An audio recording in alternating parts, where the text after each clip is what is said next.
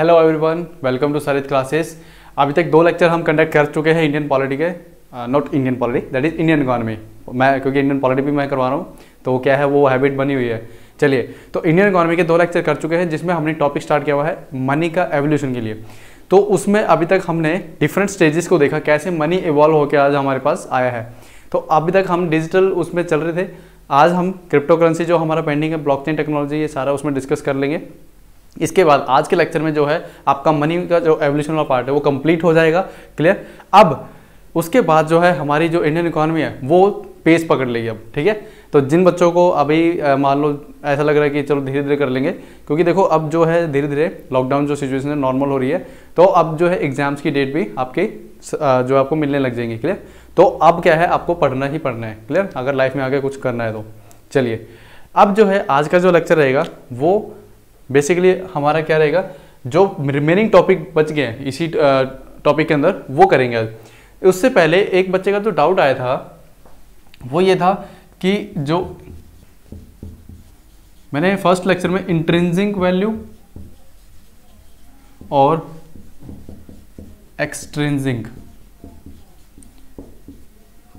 इन दोनों में फ़र्क क्या है, ये उस बच्चे को दोबारा पूछना था। क्लियर। तो अभी मैं क्या ये सबको ही बता देता हूँ ताकि इनकेस मान लो किसी को डाउट हो तो वो भी देख लेंगे। देखिए, मैंने जब जो मेटालिक कॉमोडिटी मनी, आपका मेटालिक मनी, पेपर करेंसी कराया था, तो उसमें ये वर्ड यूज़ किया था। देखिए, एक्सचेंजिंग वैल्यू जो होती है इसको हम एक तरीके से फेस वैल्यू भी बोलते हैं। क्लियर। जैसे अगर 50 रुपीज़ का जो नोट है, 50 रुपीज़ का जो नोट है उसके ऊपर आप देखेंगे तो क्या आपको ऐसे मान लीजिए होता क्या बेसिकली, वो तो पीस ऑफ पेपर ही होता है ना, लेकिन उसके ऊपर एक वैल्यू लिखी होती है ऐसे करके 50। तो ये 50 क्या है, उसकी फेस वैल्यू है, और इसी को हम क्या बोलते हैं, एक्सट्रिंसिक वैल्यू। क्लियर। इंट्रिंसिक होती है। अब मैं एक बात बताऊं, इस नोट की जो एक कागज है इसकी कोई वैल्यू है, तो आप कहोगे सर इस कागज की वैल्यू कुछ नहीं है, क्योंकि इस कागज को अगर मैं चाहूं, मैं अगर जैसे अगर जो पुराने 500 के नोट थे और जो 1000 रुपये के नोट थे, क्लियर, क्या मैं आज उनको यूज कर सकता हूं? आप ये बताओ, क्या मैं उनकी जो डायरी है वो बना सकता हूं? नहीं। क्लियर। तो ना तो मैं उनको यूज कर सकता हूं लिखने में और ना ही कुछ और। तो इसलिए आप क्या कहोगे, जो पेपर करेंसी है उसकी इंट्रिंसिक वैल्यू क्या है, उसकी 0 है, कुछ नहीं है। बट एक्सट्रिंसिक वैल्यू क्या है, जो उसके ऊपर छपी हुई है। जैसे 50 रुपये तो 50, 100 है तो 100, 500 500, ऐसे ही। क्लियर। अब जैसे अब बात करते हैं गोल्ड कॉइन की, जो मैंने आपको कमोडिटी मनी में बताया था, गोल्ड कॉइन। गोल्ड कॉइन में क्या होता है, देखिए, अगर आप मैं बात करता हूं उसकी इंट्रिंसिक वैल्यू की, not intrinsic, extrinsic value. Clear. तो देखिए, अभी मार्केट में सपोज कीजिए 50,000 रुपीज में आपको क्या मिल रहा है, 10 ग्राम गोल्ड। तो ये क्या होगी, उसकी एक्सट्रिंसिक वैल्यू होगी, जो उसकी फिलहाल अभी वैल्यू है। लेकिन इंट्रिंसिक वैल्यू क्या होगी, इस गोल्ड कॉइन को अगर मैं मेल्ट करके मैं ज्वेलरी बना लेता हूं, क्लियर, तो वो ज्वेलरी कितने की जो होगी वो मेरी क्या हो जाएगी, उस गोल्ड कॉइन की इंट्रिंसिक वैल्यू। क्लियर। तो समझ में आ गया, इसमें कोई ज़्यादा वो नहीं है। आपको बस ये मैंने क्यों बताया था कि एग्जाम पर्सपेक्टिव में आपको ये ध्यान रखना है कि इंट्रिंसिक वैल्यू और एक्सट्रिंसिक वैल्यू होती क्या है, क्योंकि होता क्या है कि उसमें ना जो फिएट मनी है, लीगल टेंडर है, उसमें ये टर्म्स आपको पूछी जा सकती हैं, इसलिए मैंने आपको ये करवाया था। अब बात करते हैं आज के हमारे टॉपिक की। देखिए, कल मैंने आपको ना एनपीसीआई का वो टॉपिक करवाया था, जिसमें मैंने आपको टोटल ऐसे 1 2 3 करके यहाँ पे 11 उसके अंदर जो एनपीसीआई के नीचे आती हैं वो चीजें लिखवाई थी। क्लियर। उसमें एक 12th और ऐड कर लेना, वो थी क्या, रुपए। क्लियर। आपने सुना होगा ना रुपए कार्ड। क्लियर। ये वर्ड आपने कहीं ना कहीं पढ़ा भी होगा, देखा भी होगा। मैं आपको इसकी एक बार वो दिखा देता हूं। देखिए, आपकी स्क्रीन पे आपको दिख रहा होगा जो डेबिट कार्ड है एसबीआई का, इसके नीचे देखिए लोगो लगा हुआ है रुपए का, और इसका लोगो आपके थोड़ा सा मैंने बड़ा करके लगा दिया है, रुपए। ठीक है, इसका साइन देख लीजिए। तो ये किसके नीचे है, ये भी national payment corporation of India के नीचे, एनपीसीआई के नीचे। क्लियर। चलिए, अब देखिए, जो रुपए है ये बेसिकली बना किससे है, 2 वर्ड से मिलके बना है, रूपी प्लस पेमेंट, रूपी प्लस पेमेंट। तो यहां से इसको शॉर्ट फॉर्म क्या मिल गया, रुपे। क्लियर। आपको पैसे पे करने हैं ना, तो आप क्या है, ये बेसिकली रुपए क्या है, पेमेंट गेटवे है। Payment gateway. फॉर एग्जाम्पल जब आप कार्ड से ऑनलाइन शॉपिंग करते हैं या पेमेंट करते हैं तो उस टाइम उसके पीछे कौन चल रहा होता है, तो उसके पीछे एक गेटवे होता है। वो कौन सा गेटवे है? रुपए। ऐसे ही अगर आपके पास देखा होगा, आपके पास जो डेबिट कार्ड क्रेडिट कार्ड होगा उस पर वीज़ा और या फिर ऐसे मास्टर कार्ड लिखा होगा। बट ये दोनों कंपनियां क्या है? अमेरिकन है, यानी कि फॉरेनर कंपनी है, इंडिया की नहीं है। ये इंडिया की खुद की इंडिजिनस कंपनी है जिसने एनपीसीआई ने इसको बनाया है। क्लियर? अब देखिए इसमें दिक्कत क्या आती है, जैसे वीज़ा एंड मास्टर कार्ड है। अब मान लो हर इंडियन सिटीजन के पास जिसके पास बैंक अकाउंट है उसके पास अगर कार्ड वीज़ा और मास्टर कार्ड का होगा तो सारी डिटेल जो है अमेरिकन कंपनीज के पास उनके सॉफ्टवेयर के अंदर चली जाएगी। लेकिन कल को अगर मान लो जैसे कारगिल वॉर के टाइम पे उन्होंने जीपीएस देने से मना कर दिया था अमेरिकन गवर्नमेंट ने, तो कल को अगर गवर्नमेंट को कुछ भी डेटा चाहिए तो ये तो मना कर देंगे। तो अब गवर्नमेंट क्या करेगी? आरबीआई क्या करेगा? कहाँ से रेगुलेट करेगा इनको? तो यहाँ पे क्या है, हमने अपना खुद का इंडिजिनस जो है गेटवे बनाया है, वो है रुपए। और ये जो रुपए है ये 7th वर्ल्ड का क्या है? पेमेंट गेटवे, 7वां। क्लियर? 7th पेमेंट गेटवे है। अब देखिए ये जो रुपए है ये बेसिकली किस किस में यूज कर सकते हैं आप? एटीएम में जो पोज होते हैं, पॉइंट ऑफ सेल, पोज की फुल फॉर्म होती है पॉइंट ऑफ सेल, और आपका ऑनलाइन जैसे शॉपिंग करते हैं उसमें भी आप इसको यूज कर सकते हैं, एटीएम, पॉज और ऑनलाइन। दूसरा, अब जो रुपए है ये इंडिया के अंदर है, बट वीजा और मास्टर कार्ड क्या इंटरनेशनली ग्लोबली पूरे वर्ल्ड में फैले हुए अभी हर मतलब मोस्टली हर जो वर्ल्ड के अंदर ये आपको मिल जाएंगे गेटवे। बट अब रुपए तो इंडिया के अंदर है तो इसको भी तो बाहर जाना चाहिए। तो इंडियन जो रुपए कार्ड है इन्होंने क्या करा है, जापान होगी, जैसे स्विट्जरलैंड होगी, सिंगापुर हो गया, इन जैसी कंट्रीज के साथ क्या अभी कॉन्ट्रैक्ट स्टार्ट किए हैं। क्लियर? कि भी आप जो है अपने कस्टमर को रुपए कार्ड पे कीजिए। क्लियर? तो जिससे होगा क्या, हमारे जो फुटफॉल है रुपए का वो बढ़ेगा और धीरे धीरे हमारी जो है रिकग्निशन फैलेगी और जो है हम कॉम्पिटिटर बन जाएंगे किसके? वीज़ा और मास्टर कार्ड के। क्लियर? अब ये छोटा सा टॉपिक था, हालांकि क्या है ये बताना जरूरी था कि हो सकता है एग्जाम में पूछ भी जा सकता है कि जो आपका रुपए है ये बेसिकली क्या है। सबसे पहले आपको पता होना चाहिए पेमेंट गेटवे है। क्लियर? जैसे आप कहीं पे जाते हो तो आप एक सड़क से जाते हो ना, रास्ते से, तो जब आप पेमेंट करते हो तो उसके लिए तो कोई ना कोई रास्ता होगा ना जिससे वो पेमेंट होगी। तो वो पेमेंट जो होती है कार्ड से, ये स्पेशली मैं बता रहा हूँ जो कार्ड से पेमेंट करते हैं हम, जैसे मान लो आप स्वाइप करते हो या फिर आप कार्ड नंबर डाल के, है ना, ई-कॉमर्स वेबसाइट पे कार्ड की डिटेल डाल के करते हो, वो सारी जो है इस पेमेंट गेटवे से होती है। क्लियर? चलिए, अब ये एक छोटा सा टॉपिक था।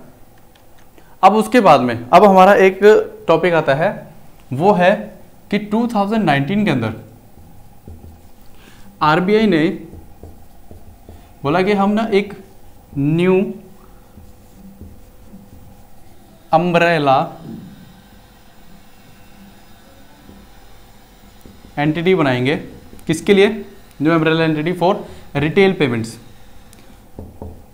अब आपको पता है हमारे कंट्री के अंदर रिटेल पेमेंट्स सबसे ज़्यादा किसके थ्रू होती है?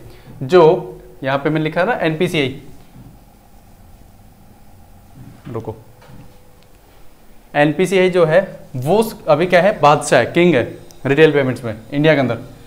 क्योंकि मैंने आपको क्या बताया, टोटल 12 चीज़ें ऐसी हैं जो एनपीसीआई खुद डील करता है, जिसमें फॉर एग्जांपल जैसे आपका भारत बिल पे हो गया, उसके बाद टोल टैक्स पे भी करना है तो उसका भी टेक्नोलॉजी किसके सपोर्ट दे रही है? एनपीसीआई।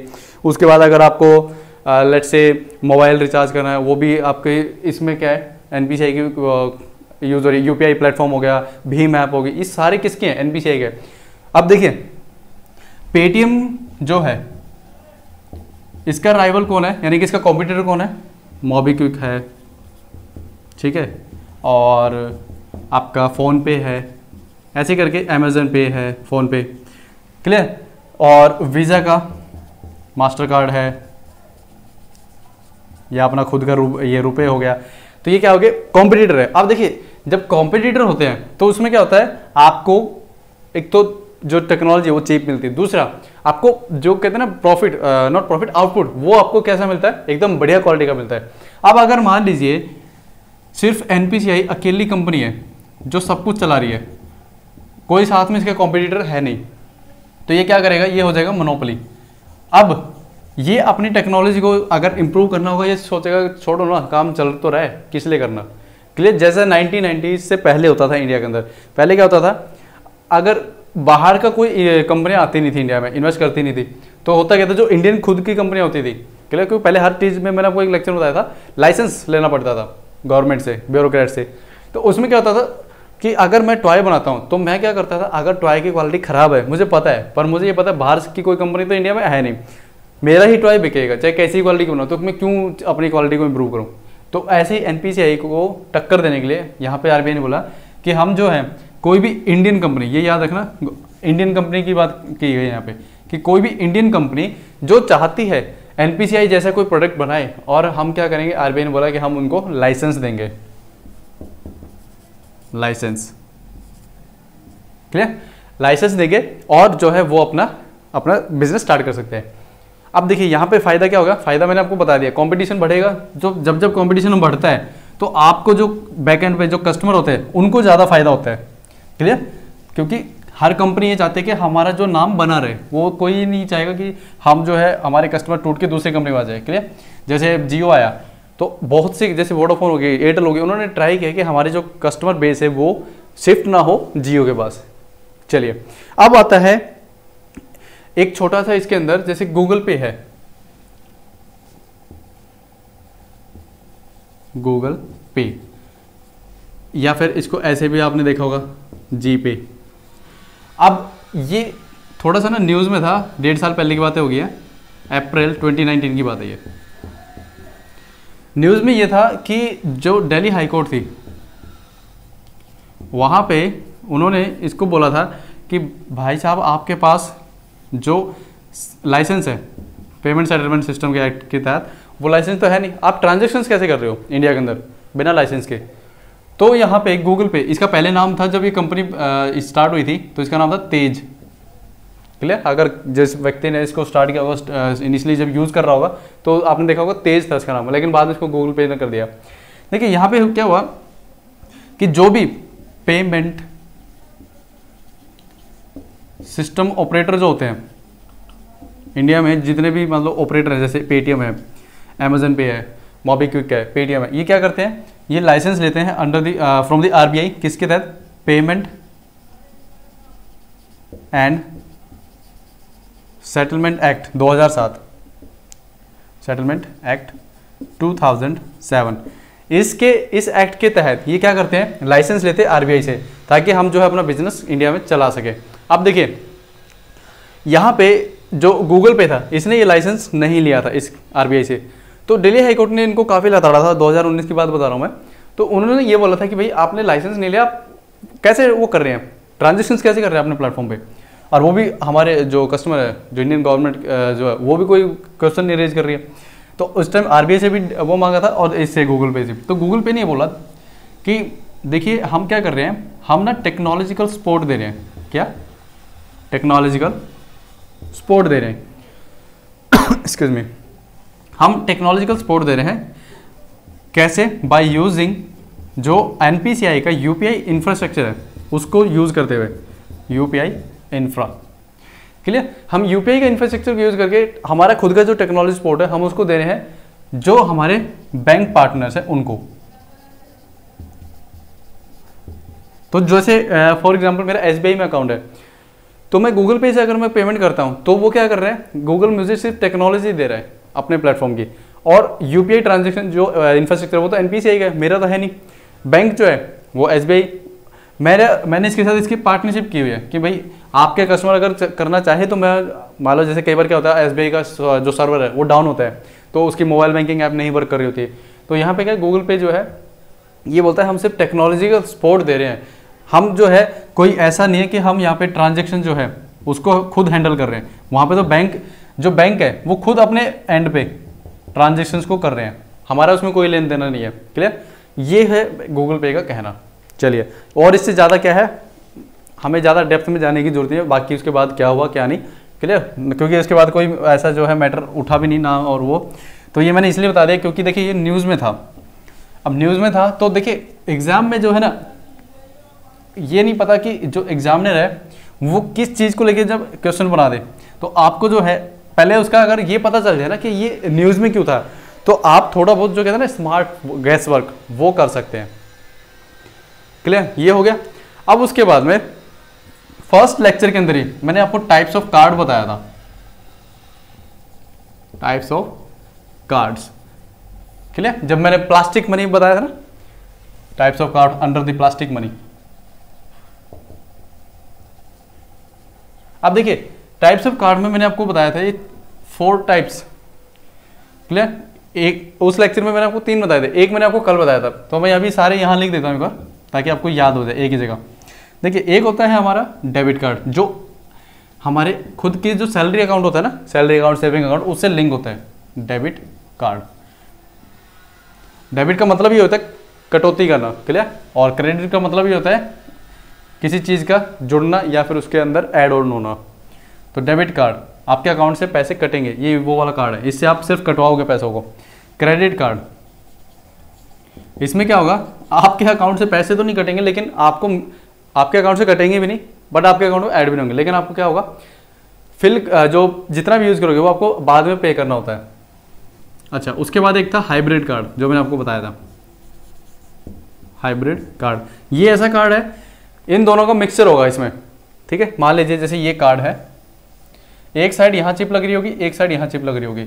ये वर्क करेगा एज ए क्रेडिट कार्ड का और ये वर्क करेगा एज ए डेबिट कार्ड का। ठीक है, ये डीसी और ये सीआर मैंने क्या लिखा है, क्रेडिट कार्ड सीसी, और डीसी यानी डेबिट कार्ड, और यहाँ पे बैंक का नाम आ जाएगा जैसे इंडसइंड। तो अब इससे फायदा क्या है, मान लो एक तो व्यक्ति को 2 कार्ड रखने पड़ रहे थे, अब यहाँ पे वो सिर्फ एक ही कार्ड रखेगा और उसी से जो है सिर्फ उसको क्या करना है, मान लो जब उसको पैसे निकालना है डेबिट कार्ड से, मान लो यहाँ पे क्या है डेबिट कार्ड, तो इसको इंसर्ट करेगा एटीएम में। अब मान लो उसको शॉपिंग करनी है तो वो यहाँ से इंसर्ट कर देगा क्रेडिट कार्ड, बस।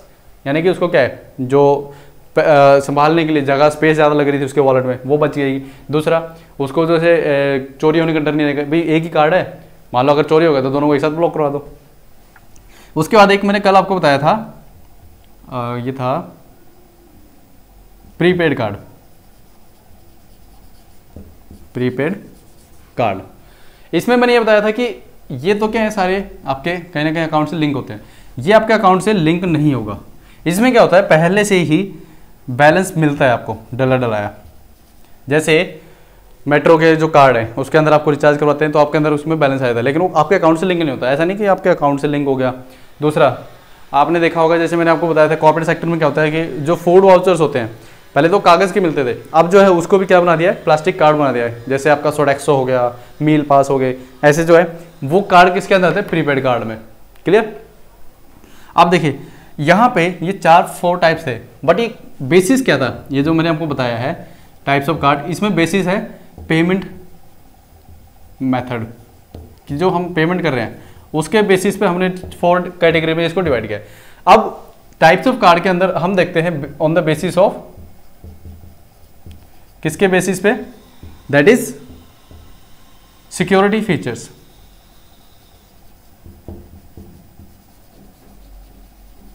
ठीक है, सिक्योरिटी फीचर्स के अंदर आपको 2 तरीके के कार्ड मिलते हैं। देखिए, एक तो होता है स्ट्रिप वाला कार्ड, ठीक है, जिसको हम बोलते हैं मैग्नेटिक कार्ड भी, स्ट्रिप और मैग्नेटिक कार्ड। आपको मैं इसकी फोटो दिखाता हूं, आप में से बहुत से लोगों ने इसको यूज भी किया होगा। ये हमने कल सारा कर लिया डिस्कस। देखिए ये वाला कार्ड, इसमें पीछे आपको एक ब्लैक कलर की स्ट्रिप दिख रही है, ये स्ट्रिप बेसिकली क्या है, ये बोलते हैं इसको मैग्नेटिक स्ट्रिप। और अब तक 2019 से पहले ठीक है, 1 जनवरी 2019 से पहले ये सभी मतलब मोस्टली बैंक जो है इसको यूज कर रहे थे। अब इसमें फर्क क्या आता है, देखिए जो ये स्ट्रिप और मैग्नेटिक कार्ड जो मैंने अभी आपको दिखाया, ये थी 1960s की टेक्नोलॉजी, काफ़ी पुरानी टेक्नोलॉजी थी। इसमें क्या है, जो वो ब्लैक कलर की स्ट्रिप मैंने आपको दिखाई है, दोबारा देख लीजिए अगर नहीं देखिए, ये जो ब्लैक कलर की स्ट्रिप है इसके अंदर सारा डेटा जो है रिकॉर्ड होता है आपका। क्लियर, अब इसके अंदर नुकसान क्या है, क्लोनिंग, यानी कि कोई भी व्यक्ति इसकी जो आपकी डिटेल है उसकी क्लोनिंग कर सकता है और आप इसको हैक कर सकता है। क्लियर, तो धीरे धीरे क्या हुआ, फिर सेकंड कैटेगरी आई है वो है EMV। क्लियर, क्या है EMV? फुल फॉर्म इसकी Europay master visa. Europay master visa. Clear, ये है इसकी full form EVM, EMV not EVM। EVM तो वोटिंग मशीन हो जाती है। चलिए अब देखिए ये जो सेकंड कार्ड है इसके क्या फीचर्स हैं। जैसे मैंने अभी आपको ये दिखाया है, ये क्या है, इसमें चिप लगी होती है। क्लियर, पीछे स्ट्रिप तो होती है बट साथ में चिप होती है। अब ये जो कार्ड है, एक मिनट जस्ट सेकंड, जैसे ये वाला जो कार्ड है इसको तो आप क्या करोगे, मशीन में ऐसे स्वाइप करोगे। जैसे अगर पेट्रोल भरवाते हो तो पहले इसको ना आपने देखा होगा साइड से ऐसे स्वाइप करते थे। लेकिन जो चिप वाला कार्ड है, अभी जो आपने जो मशीन देखी है पोज मशीन, उसमें हम इंसर्ट करते हैं नीचे। क्लियर, अभी देखता हूँ अगर वो चिप वाला कार्ड जैसे ये है, यहाँ पे देखिए ये चिप लगी हुई है इसमें। क्लियर, और ये क्या है, मास्टर कार्ड के थ्रू पेमेंट गेटवे कौन सा इसमें मास्टर कार्ड है। अब जैसे ये मशीन है, आप क्या है इसके अंदर देखिए यहाँ पे नीचे की तरफ आपको दिख रहा होगा, मैं अपनी ये साइड कर लेता हूँ एक बार। ये देखिए नीचे आपको यहाँ पे लोकेशन दिख रही होगी, ये खाली जगह, ये क्या है कार्ड इसमें इंसर्ट करते हैं चिप वाली तरफ से। ठीक है, उसके बाद में क्या होती है, आपकी जो डिटेल पूछी थी पिन नंबर वगैरह वो डालते हैं और पेमेंट हो जाती है। अभी उसके बाद यहाँ पे EMV जो कार्ड है इसके फर्दर बेसिकली दो टाइप्स हैं, एक तो है कॉन्टैक्ट और दूसरा है कॉन्टैक्टलेस। एक तो आप कॉन्टैक्ट, जैसे अभी आपको मैंने आपको दिखाया, ये देखिए इस कार्ड को अगर चिप वाला जो है इसको क्या करोगे आप उस मशीन में इंसर्ट करोगे, नीचे स्वाइप नहीं करोगे इंसर्ट करोगे क्योंकि चिप है ना इसलिए। लेकिन अब जो इस मशीन के ऊपर एक व्यक्ति ने जो कार्ड ये पकड़ा हुआ है हाथ में, इसको दिख रहा है आपको वाईफाई जैसे सिग्नल दिख रहा है इसके ऊपर, दिख रहे हैं आपको ये जो सिग्नल जिस कार्ड पे होता है, इट मीन्स यहाँ पे ये RFID टेक्नोलॉजी के तहत काम करता है। ठीक है, रेडियो फ्रिक्वेंसी आइडेंटिफिकेशन टेक्नोलॉजी। इसको आपको क्या करना है, पहले वाले जो कार्ड है आपके लेफ्ट साइड में जो दिख रहा है, ठीक है, इसको क्या आपको इंसर्ट करना पड़ेगा। इट मीन्स ये क्या है, कॉन्टैक्ट कार्ड है तो EMV वाला, बट इसको आपको कॉन्टैक्ट करना पड़ेगा मशीन के साथ। लेकिन जो आपके राइट साइड में दिख रहा है कार्ड, ये जो कार्ड है ये विदाउट कॉन्टैक्ट के आप जो है मशीन के ऊपर जस्ट ऐसे रखेंगे मशीन से थोड़ा सा ऊपर, और वो क्या करेगा अपने आप RFID टेक्नोलॉजी के तहत उसको स्कैन कर लेगा कार्ड को, और मशीन जो है फिर वो पिन नंबर पूछती है। कई बार तो इस कार्ड में क्या होता है कि 2000 तक की ट्रांजेक्शन में कोई पिन भी नहीं पूछता है। क्लियर, इसके लिए थोड़ा सा इसमें ये है कि थोड़ा सा फ्रॉड रहता है कि अगर किसी का ये कार्ड गुम हो जाए तो 2000 तक की ट्रांजेक्शन तो कर ही सकता है। क्लियर, तो हो सकता है इसमें इंप्रूव कर दिया हो, लेकिन जहाँ तक मैंने लास्ट टाइम तक जब मैंने देखा था तो इसमें ये थोड़े से इशू थे। तो ये क्या है, कॉन्टैक्टलेस है, इसमें आपको क्या है कॉन्टैक्ट नहीं करना पड़ रहा है। क्लियर, चलिए तो ये दो हमारे टाइप्स हो गए EMV के अंदर बताया मैंने, एक तो कॉन्टैक्ट और एक है कॉन्टैक्टलेस कार्ड। अब देखिए ये जो कार्ड है मैंने जो अभी आपको बताया मैग्नेटिक स्ट्रिप वाला, ये 2013 में क्लियर RBI ने एक सर्कुलर निकाला था सभी बैंकों के लिए कि आपको जो है धीरे धीरे जो है आपको शिफ्ट करना है किसके ऊपर, EMV कार्ड के ऊपर, चिप वाले कार्ड पे। लेकिन जो बैंक है ऑब्वियसली बात है जब तक आप उन पे एक्शन ले लेंगे तो इंडिया है ये मानते तो है नहीं कोई, तो क्या हुआ RBI को खुद स्ट्रिक्ट होना पड़ा, बोला कि 1 जनवरी 2019 से क्लियर आपको क्या करना पड़ेगा, EMV कार्ड पे शिफ्ट होना पड़ेगा। अब हुआ क्या, मेरा जो कार्ड था पहले वो कौन सा था, ये मैग्नेटिक कार्ड वाला था जिसमें 1960s की टेक्नोलॉजी थी। तो 2019 के अंदर ये सिस्टम स्टार्ट हो गया था 1 जनवरी से। तो हुआ क्या, 2019 की बात है, मुझे कुछ काम था, मैं गया ATM में, वो कार्ड काम नहीं कर रहा था। क्लियर, तो मैंने दूसरे ATM में गया, वहाँ भी काम नहीं कर रहा था। तो जब मैं बैंक में गया तो उन्होंने बोला कि सर ये कार्ड आपको न्यू लेना पड़ेगा, ये नहीं चलेगा। मैंने बोला अभी तो नया है, इसमें खराबी क्या है, बोला सर ये बंद हो चुका है। क्लियर, तो अब ये क्या होता है यहाँ पे, अब ऑटोमेटिक क्या है ये चीज़ें जो है ना पता नहीं चलती। एक जो रिटेल कस्टमर होता है, जो ऑर्डिनरी ग्राहक होता है, उसको नहीं पता चलता कि कब कौन सी क्या सिस्टम चल रही है। ठीक है, इसलिए कहते हैं पढ़ना बहुत जरूरी है, अपने आप को अपडेट रखना बहुत जरूरी है। उस टाइम मुझे ये लगा कि ये हुआ कब, मुझे तो पता ही नहीं चला। क्लियर, क्योंकि उस टाइम क्या था, मैं इकोनॉमी वगैरह इतना ज़्यादा जो कहते हैं ना उसको पढ़ता ही नहीं था।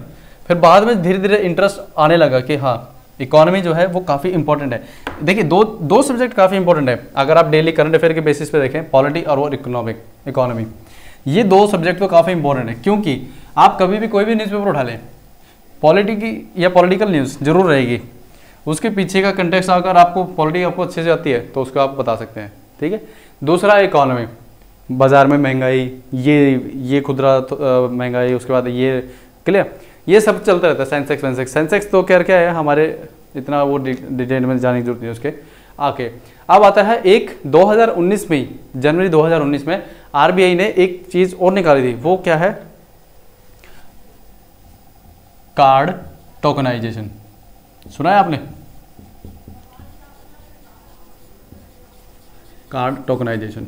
अब ये क्या होता है, देखिए अभी आप कुछ साल पहले तक अगर आपने ई कॉमर्स जो वेबसाइट होती है जैसे अमेजोन हो गया, फ्लिपकार्ट हो गया, इस पर अगर आपने पेमेंट की है तो आपने देखा होगा वो क्या करते थे अपने कस्टमर को, ये सारी जैसे अगर कार्ड से पे करते हैं, हालांकि अब तो इंटरनेट बैंकिंग का ऑप्शन भी है उसमें, यूपीआई के थ्रू भी है, लेकिन डेबिट कार्ड क्रेडिट कार्ड से का ऑप्शन अभी भी है। मान लीजिए आप डेबिट कार्ड से पे करते हैं तो उसमें क्या होता है, आपको अपना कार्ड नंबर, उसका सीवीवी नंबर, एक्सपायरी डेट सब कुछ डालना पड़ता है। तो मान के चलिए 5 से 10 मिनट निकल जाते हैं उसमें, ठीक है। फिर उसके बाद आपके पास ओटीपी आएगा, ओटीपी वेरीफाई करो, देन उसके बाद पेमेंट होती थी। अब वो फ्लिपकार्ट और अमेजन क्या करते थे, अपने कस्टमर को ऑप्शन देते थे कि आप ये डिटेल सेव कर लीजिए नेक्स्ट टाइम के लिए, ताकि जब आप दोबारा इसको पे करें तो आपको ये सारी डिटेल फिल ना करनी पड़े, आपको सिर्फ अपना सीवीवी नंबर और ओटीपी जाएगा वो डालना और आपकी पेमेंट कंप्लीट, ठीक है। अब बहुत से कस्टमर्स को येस भी कर देते थे, क्लियर। उससे होता क्या था, वो जो उनकी वेबसाइट होती थी उस पर उस व्यक्ति के कार्ड की details, card number, expiry date सब कुछ आ जाता था, क्लियर। अब मान लीजिए अमेजन जो वेबसाइट है, किसी हैकर ने, जो काफ़ी अच्छे तगड़े वाला हैकर है, उसने उस जो वेबसाइट को हैक कर लिया। अब होगा क्या, जो उस व्यक्ति ने अपनी कार्ड डिटेल उस पर डाल रखी है, अब ऐसा तो नहीं कि एक ने डाल रखी होगी, कईयों ने डाल रखी होगी, तो सबकी वो जो प्राइवेसी है हैक हो गई है वहाँ पे, क्लियर। अब उनके अकाउंट पे भी रिस्क बन जाता है, तो अकाउंट से पैसे भी जा सकते हैं। तो यहाँ पे ये ऑलरेडी यूरोपियन कंट्री और अमेरिका के अंदर ये कार्ड टोकनाइजेशन सिस्टम काफ़ी पहले से स्टार्ट हो गया था। तो आरबीआई जो गवर्नर थे शक्तिकांत दास, उन्होंने जनवरी 2019 में बोला कि अब से जो है किसी भी व्यक्ति को अगर ऑनलाइन ट्रांजेक्शन करनी है क्लियर कार्ड से, तो वो कार्ड टोकनाइजेशन क्या होता है, आपको हम कोड देंगे, और कोड कौन देगा, ये आपका बैंक देगा। अब इसमें क्या होता है, आपको कार्ड की डिटेल्स डालने की जरूरत नहीं है। सपोज कीजिए अगर आप फिजिकली भी अगर अपना कार्ड डालते हैं तो वो डालने की जरूरत नहीं है, आपको क्या करना है, सिर्फ अपने बैंक को एक मैसेज करना है, क्लियर, या मोबाइल बैंकिंग के थ्रू। वो क्या करेंगे, आपके जो मोबाइल फोन है उस पर एक टोकन देंगे, क्लियर। वो टोकन आपको क्या है, अगर फिजिकली शॉपिंग कर रहे हैं तो जो सेलर है उसको देना होगा, और अगर ऑनलाइन कर रहे हैं तो जो वेबसाइट है उस पर आपको वो टोकन नंबर डालना है और आपकी पेमेंट हो जाएगी, क्लियर। इससे क्या होता है, देखिए एक तो आपका जो आइडेंटिटी थेफ्ट थी, जो आपकी पहचान है, वो चोरी होने के जो डर है वो नहीं रहेगा। दूसरा, आपकी कार्ड डिटेल्स है वो आपकी वेबसाइट पे सेव नहीं होंगी, क्लियर। तो जिससे क्या होगा, अब आप जो है सेफली पेमेंट कर सकते हो। ये इसके कुछ बेनिफिट है। तो ये क्या है, कार्ड टोकनाइजेशन, आपको बस याद रखना कि किससे रिलेटेड है, क्लियर। चलिए ये हो गया है। अब आता है एक उसी ये अभी हम एवोल्यूशन ऑफ मनी के अंदर ही कर रहे हैं, ठीक है, डिजिटल जो पेमेंट है उसके तहत कर रहे हैं। अब देखिए डिजिटल पेमेंट का स्कोप कितना बड़ा हुआ है, क्लियर। अभी तक हमने देखो बार्टर सिस्टम करा, कितना छोटा सा सिस्टम था बार्टर का, बस समझा अच्छा ऐसा होता था। उसके बाद हमने कॉमोडिटी मनी करी, कॉमोडिटी मनी में चलो ठीक है बहुत सिंपल था। उसके बाद हमने मेटालिक मनी, पेपर करेंसी ये पढ़ा, फिएट करेंसी और लीगल करेंसी उसके अंदर, ठीक है, लीगल टेंडर, ये भी हमें समझ आ गया। ये सारे छोटे छोटे थे। अब जो डिजिटल करेंसी चल रही है, ठीक है, ऑनलाइन पेमेंट, इसमें देख लीजिए कितनी चीज़ें अब तक पढ़ चुके हैं हम, ठीक है। एनपीसीआई के अंदर 12 चीज़ें पढ़ी, उसके बाद फिर हमने ये गूगल पे पढ़ लिया, फ़ोन पे पढ़ लिया, सब कुछ ना एक एक करके चलते जा रहे हैं। अच्छा, अब आता है क्या, नेशनल कॉमन मोबिलिटी कार्ड। सुना है आपने ये national common mobility card, NCMC short form सुनिए तो वो भी बता दीजिए। देखिए ये क्या हुआ 2019 क्लियर। जो आरबीआई है उसने जो नॉट आरबीआई सी, जो मिनिस्ट्री ऑफ अर्बन हाउसिंग है, जस्ट ए सेकेंड मेरे को चेक कर दीजिए मिनिस्ट्री का नाम क्या है, मिनिस्ट्री ऑफ अर्बन हाउसिंग, ठीक है। इसने क्या करा है, जैसे हम सुनते हैं ना आजकल one nation one card, one nation one ration card, sorry एक देश एक राष्ट्र एक राशन कार्ड, ऐसे ही one nation one tax, GST जिसको बोलते हैं। तो अब जो ऐसी है और यहाँ पे गवर्नमेंट क्या कर रही है, one nation one election, clear, एक पूरे देश में एक साथ इलेक्शन हो जाए। तो देखिए वो अभी हालांकि इस पर चर्चा हुई नहीं है, इतनी डिबेट हुई नहीं है, चलिए जब होगी पॉलिटी के अंदर मैं बता दूंगा आपको। तो मिनिस्ट्री ऑफ जो अर्बन हाउसिंग है, इन्होंने क्या बोला कि हम जो ना एक ऐसा कार्ड बना लेते हैं जिससे जैसे व्यक्ति जो है, एक तो इन्वायरमेंट को इम्पैक्ट पड़ता है, आपको प्लास्टिक कितना कंज्यूम करना पड़ता है, दूसरा जो व्यक्ति यूज करता है कार्ड, उसका वैलेट है ना सिर्फ कार्ड से इतना मोटा हो जाता है कि अगर आप किसी व्यक्ति को, हालांकि अब तो डिजिटल पेमेंट होने से क्या है कि वो वॉलेट सिस्टम तो हट गया, बट अभी भी कुछ पुराने जो व्यक्ति हैं, ठीक है, जो 40s और 50s के अंदर है, वो अभी भी अपने जो पैंट है, ट्राउजर है, उसके पीछे आपने देखा होगा वो इतना मोटी सारी दिखती है पैंट उनकी, क्यों, वो वॉलेट उनका इतना मोटा हो जाता है सिर्फ कार्ड की वजह से। तो यहाँ पे मिनिस्ट्री ने बोला कि हम क्या करते हैं, एक कार्ड एक राष्ट्र एक कार्ड, तो हम इसके तर्ज पे एक ये बनाते हैं नेशनल कॉमन मोबिलिटी कार्ड। इसमें क्या होगा, मान लीजिए अगर आप रेलवे के अंदर जा रहे हैं, मेट्रो में जा रहे हैं, बस में जा रहे हैं, वही कार्ड आपका सारा क्या करेगा, पेमेंट उसी से हो जाएगी। दूसरा आपने देखा होगा मेट्रो के अंदर जो आप जाते हैं, एंट्री करते हैं, तो आपको पहले कार्ड लगाना पड़ता है, तभी वो जो है आपके जो उसके गेट होते हैं वो ओपन होते हैं, उसके बाद फिर आप अंदर एंट्री करते हैं प्लेटफॉर्म पे। लेकिन अब यहाँ पे ये कह रहे हैं कि ये वो जो कार्ड है, अलग से मेट्रो का अलग से कार्ड लेना पड़ता है, रेलवे का अलग से लेना पड़ता है, तो ये सारे एक ही कॉमन कर दीजिए। और हम क्या करेंगे, आपको क्या करना है, सिर्फ आपको अपने उसके अकाउंट से लिंक करके और उसमें से जो भी पेमेंट होगा आपके डायरेक्ट अकाउंट से हो जाएगी, क्लियर। तो इससे क्या होगा, आपको एक तो ईज हो जाएगा, एक ही कार्ड रखना है, सिरदर्दी खत्म सारी, क्लियर। तो ये था। अब इसके अंदर आपको और इससे ज़्यादा कुछ नहीं करना है, सिर्फ आपको इतना देखना है कि ये किसने जो है लॉन्च किया हुआ है, ministry of urban and housing, clear, ministry of housing and urban affairs, urban affairs, full form में लिख देता हूँ, ministry of housing and urban affairs. ये आपको ध्यान रखना कि ये इन्होंने निकाला था, अर्बन अफेयर्स, क्लियर। चलिए उसके बाद फास्टैग मैंने आपको कल ही बता दिया था, जब मैं आपको एनपीसीआई करवा रहा था, उसके अंदर मैंने एनईटीसी करवाया था, नेशनल इलेक्ट्रॉनिक टोल कलेक्शन।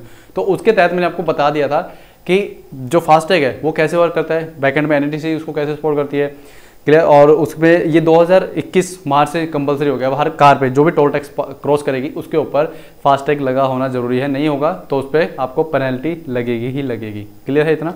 चलिए उसके बाद में अब आता है एक और टॉपिक जो बजट के अंदर भी न्यूज़ में था और आपका वैसे भी 2018 से 19 में काफ़ी न्यूज़ में रहता था, ठीक है, क्योंकि जब आप नोटबंदी की थी, क्लियर, तो उस टाइम जो है हर दुकान वाले को, छोटे से छोटा मर्चेंट हो बड़े से बड़े मर्चेंट हो, उनको ये मशीन रखनी पड़ी थी। मैं दिखाता हूँ आपको, ये जो मशीन दिख रही है आपको कार्ड के नीचे, ऐसी इसको मशीन, इस मशीन को बोलते हैं POS machine, POS, point of sale machine. ये क्या होते हैं, इसमें आपको कार्ड स्वाइप करते, अब स्वाइप वाला सिस्टम बंद हो गया तो इंसर्ट ही करने का सिस्टम बस, क्लियर।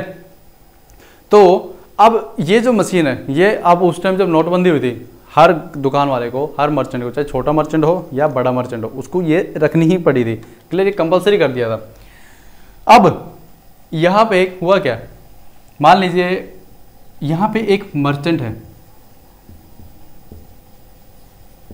क्लियर, ये मर्चेंट ने उस पोज मशीन को लिया, उसने जो भी मैंने आपको मशीन पिक में दिखाई है उसको हम बोलते हैं POS, POS machine, point of sale. अब देखिए इस मर्चेंट ने, जैसे मान लीजिए ये मशीन HDFC बैंक की है, क्लियर, मान लो उसका अकाउंट जो है मर्चेंट का HDFC बैंक में और HDFC बैंक से उसने मशीन ले ली। अब मैं एज ए कस्टमर यहां पे आया, मैंने इनसे कुछ भी सामान लिया, सपोज कीजिए 100 रुपये का, I bought something of 100 rupees, clear, मैंने 100 रुपये का कुछ भी खरीदा इनसे। अब मैंने बोला कि मेरे पास कैश नहीं है, क्या ऑनलाइन कार्ड से पेमेंट ले लीजिए, वो बोलेगा ठीक है ले लेते हैं, पोज मशीन। अब यहाँ पे क्या होता है, जो मैंने कार्ड दिया इसका एक गेटवे होगा, जो अभी थोड़ी देर पहले मैंने आपको डिस्कस किया था। मान लीजिए जैसे वीज़ा का है मेरा card, visa, master card, visa कोई भी लगा लीजिए, या रुपए, तो है तो गेटवे, तो वीज़ा का है मेरा। अब यहाँ पे HDFC का ये पॉज मशीन है, तो अब ये मशीन अगर दी है तो इसका कुछ ना कुछ खर्चा भी तो लगेगा, क्लियर। अब इसको मेंटेन करने के लिए बैंक जो है क्या बोलेगा, मान लो आपने 100 रुपये इससे कार्ड से मेरे से पे ले लिया। अब मेरे से तो आपने 100 रुपये लिया, मैंने आपको 100 रुपये पूरे दे दिए, क्लियर। अब यहाँ पे क्या होगा, जब ये जो इस व्यक्ति के अकाउंट में जब पैसे जाएंगे वो 100 रुपये ना जा करके क्या होगा, वो लेट से 95 रुपीज़ ही मिलेंगे इसको, क्लियर। 5 रुपये कहाँ गए, 5 रुपये यहाँ पे। अब 3 चीज़ें समझनी है आपको, यहाँ पे लिख रहा हूँ मैं फ्रेश, कस्टमर, मर्चेंट और पेमेंट गेटवे, ये 3 चीजें हैं। देखिए कस्टमर का भी बैंक है, क्योंकि जो कार्ड है मेरा, मान लीजिए मेरा जो कार्ड है वो SBI का है, तो SBI बैंक यहाँ पे इन्वॉल्व हुआ इस पेमेंट के अंदर 100 रुपये के। मर्चेंट का बैंक HDFC में है, जो अकाउंट है दुकान वाले का वो HDFC में है, तो यहाँ पे HDFC बैंक भी इन्वॉल्व हुआ इस ट्रांजेक्शन में। देखो मेरे अकाउंट से 100 रुपये निकले, SBI बैंक इन्वॉल्व हो गया, इसके अकाउंट में 95 रुपीज़ गए, तो HDFC बैंक भी इन्वॉल्व हो गया। यहाँ पे पेमेंट गेटवे वीज़ा है, अब वीज़ा ने अपना पेमेंट गेटवे जो है उसको यूज़ करने के लिए दिया, इसने क्या करा, अपने जो कस्टमर है इसको मशीन दी है, तो उसका मेंटेनेंस के लिए ये क्या बोलते हैं, हम जो है पेमेंट डिस्ट्रीब्यूट करेंगे आपस में।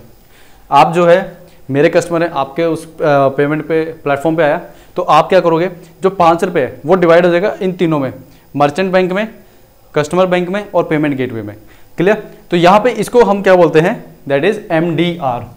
इसी जो ये पैसा कटता है इसको हम बोलते हैं MDR, that is merchant discount rate. इस पे 2019 में क्वेश्चन आया भी था, मर्चेंट डिस्काउंट रेट MDR। अब इसमें देखिए क्या होता है, मान लीजिए मैं बड़ा, बार बार माइक पे हाथ लग रहा है, कोई बात नहीं। देखिए मान लीजिए अगर मैं बड़ा जो वो हूँ क्या, बिजनेसमैन हूँ, तब तो मुझे ये 5 रुपये कोई फ़र्क नहीं करेगा। बट अगर मैं हूँ छोटा दुकानदार, वहाँ पे अगर 100 रुपये पे मेरे सीधे 5 रुपये कट गए, मान लीजिए ये 100 रुपये जो है एक शॉप है, मैंने वो 100 रुपये की बेची है, उस पर मार्जिन मुझे सिर्फ 2 रुपये का ही मिल रहा था। 100 रुपये पे कितने का, 2 रुपये का। 2 रुपये तो सिर्फ मैं कमा रहा था अगर वो 100 रुपये में बिक रही है।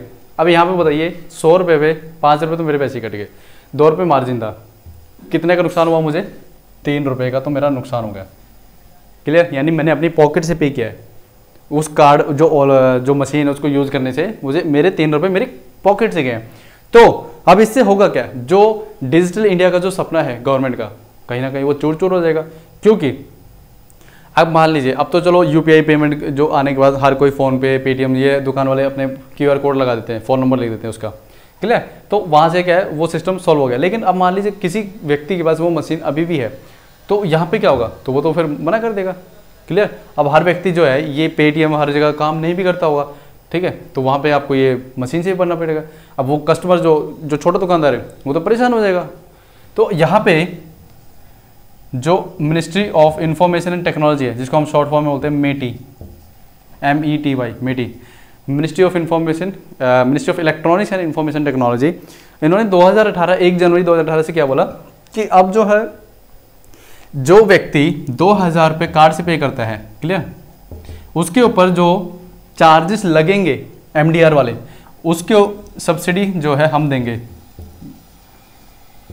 उसके लिए जो सब्सिडी है हम देंगे।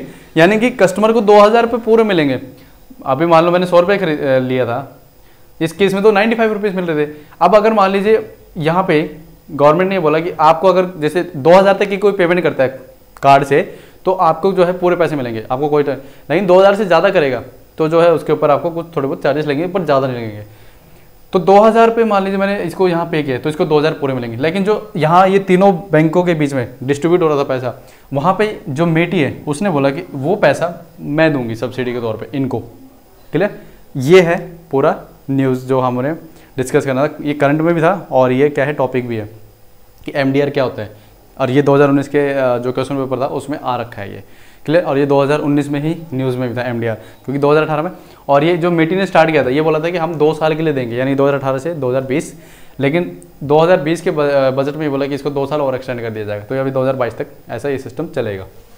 उसके बाद देखते हैं, अब वो आपको भी न्यूज़ फॉलो करते रहने, जो मैं यहाँ पढ़ा रहा हूँ ना, अगर आपको इससे रिलेटेड न्यूज़पेपर में कभी कहीं पे भी, चाहे हिंदी का न्यूज़पेपर हो या इंग्लिश का हो या आपकी कोई भी जो रीजनल लैंग्वेज में जिसमें आप पढ़ते हो, अगर ऐसा कुछ दिखता है तो आपको उसी टाइम आपके ना कान खड़े हो जाने, जैसे एंटीना होता है ना, एंटीना ऐसे खड़े हो जाने से कान कि हाँ ये मैंने पढ़ा है, क्लियर। तो उससे क्या होगा, आपको ये पता चल जाएगा कि हाँ,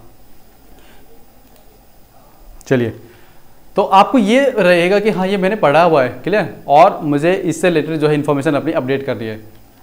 चलिए, अब जो है मैंने आपको क्या बताया कि जो इंडिया के अंदर गवर्नमेंट का सपना है कि हम जो इकोनॉमी हमारी वो ऐसी बने, लेस कैश इकोनॉमी, जितना हो सके लोग कैश को कम यूज़ करें।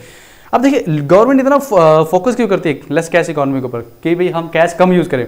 रीजन बिंग, सबसे पहले अगर आप कैश सारा ट्रांजेक्शन कैश में करेंगे तो आपको पता है कागज़ होता है, वो जितने हाथों से निकलेगा वो कहीं ना कहीं घसेगा, फटेगा, ठीक है। तो आपको नए नोट छापने पड़ेंगे, नए नोट छापोगे आपको प्रिंटिंग कॉस्ट आएगा, प्लस में उसको ट्रांसपोर्टेशन भी तो करोगे बैंकों में पहुंचाने के लिए, ट्रक से भेजो, एरोप्लेन से भेजो, या फिर ट्रेन से भेजो, कैसे भी भेजो, या अपने खुद के पर्सनल व्हीकल से भेजो, लेकिन फ्यूल कॉस्ट तो आएगी, ट्रांसपोर्टेशन कॉस्ट तो लगेगा ना। अब यहाँ पे एक तो नुकसान ये, एक तो इन्वायरमेंट को नुकसान, आपका कागज़ लग रहा है, ठीक है, पेड़ कटेंगे, दूसरा इंक लग रही है, मैन पावर लग रहा है, उसके बाद आपका ये जो ब्लैक मनी जिसको बोलते हैं वो जनरेट होगी, क्योंकि जो कैश में लेन देन करते हैं कोई हिसाब किताब थोड़ी होता है उसका, कोई भी कितना भाई मान लो 10,000 का कोई कुछ भी खरीद ले, क्या हिसाब किताब है, क्लियर। लेकिन अब वही अगर आप ऑनलाइन या फिर कार्ड से पे करते हैं तो उसका सारी ट्रांजेक्शन की हिस्ट्री होती है बैंक के पास, क्लियर। तो यहाँ से लेस कैश इकोनॉमी ये बोला गया है कि एक तो ब्लैक जो इकोनॉमी होती है उसको हम कम कर सके, दूसरा जो मैंने अब आपको ये सारी चीज़ें बताई, जैसे प्रिंटिंग कॉस्ट है, मैन पावर है, ट्रांसपोर्टेशन कॉस्ट है, ये जो है सारी बच जाए।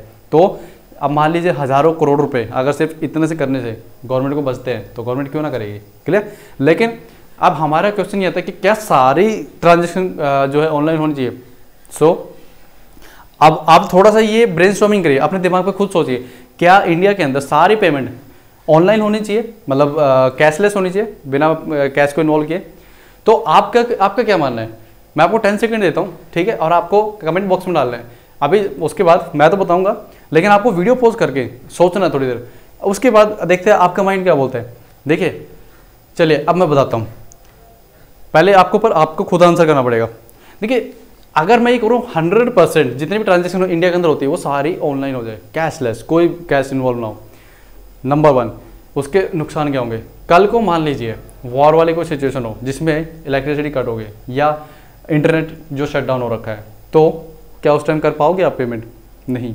तो इसलिए, और उसके बाद क्या सारे व्यक्ति इतने लिटरेट होंगे, पढ़े लिखे होंगे, जो डिजिटल नॉलेज रखते हों कि हम कैसे कार्ड को यूज़ करें, कैसे नहीं।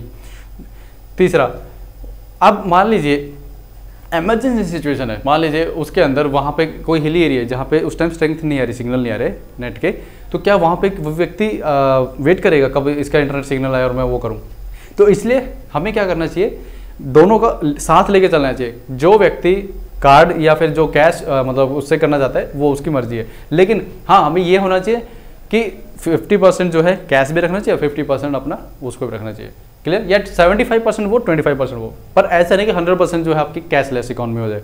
वो कहीं ना कहीं क्या होगा, खतरे से खाली नहीं, क्योंकि कैशलेस इकोनॉमी होगी, ट्रांजेक्शन सारे ऑनलाइन होंगे, डाटा सारा आपका कहाँ होगा, सर्वर्स में होगा। और चाइना जैसे देश जो कि आंख गड़ा के रखते हैं इन चीज़ों पे, आप देखिए उन्होंने अमेरिका जैसे देश को नहीं छोड़ा हैकिंग के अंदर, तो इंडिया तो फिर भी अभी जब हमारे खुद के जो टेक्नोलॉजी खुद की नहीं है, क्लियर, गूगल हमारा नहीं है, यूट्यूब हमारा नहीं है, उसके बाद फेसबुक है, ट्विटर है, हमारा क्या है, कुछ भी नहीं। चाइना ने एटलीस्ट वो खुद के तो बना रखे हैं, बाइडू हो गया, वीबो हो गया, ये सब उन्होंने खुद के तो बना रखे हैं, लेकिन हमारा ये तो खुद भी नहीं है, ठीक है। तो अगर आप ये देखिए सारे कैशलेस ट्रांजेक्शन करते हैं, क्लियर, तो उसमें वो सारा डेटा कहाँ जाएगा, तो चाइना को पता चल जाएगा कि हाँ पैसा कहाँ जा रहा है, लोगों को क्या अच्छा लगता है, किस, यानी हर एक व्यक्ति की प्रोफाइलिंग कर सकता है वो, क्लियर, ये है उसका नुकसान। चलिए अब मैं एक बार देख लेता हूँ कि कोई टॉपिक जो है हमारा छूट ना गया हो। हाँ, अभी एक इम्पॉर्टेंट टॉपिक रह गया है और वो है क्या, यस आपको याद आ रहा होगा, दैट इज क्रिप्टो करेंसी, ठीक है। देखिए क्रिप्टो करेंसी जो है ये बेसिकली क्या होती है, crypto currency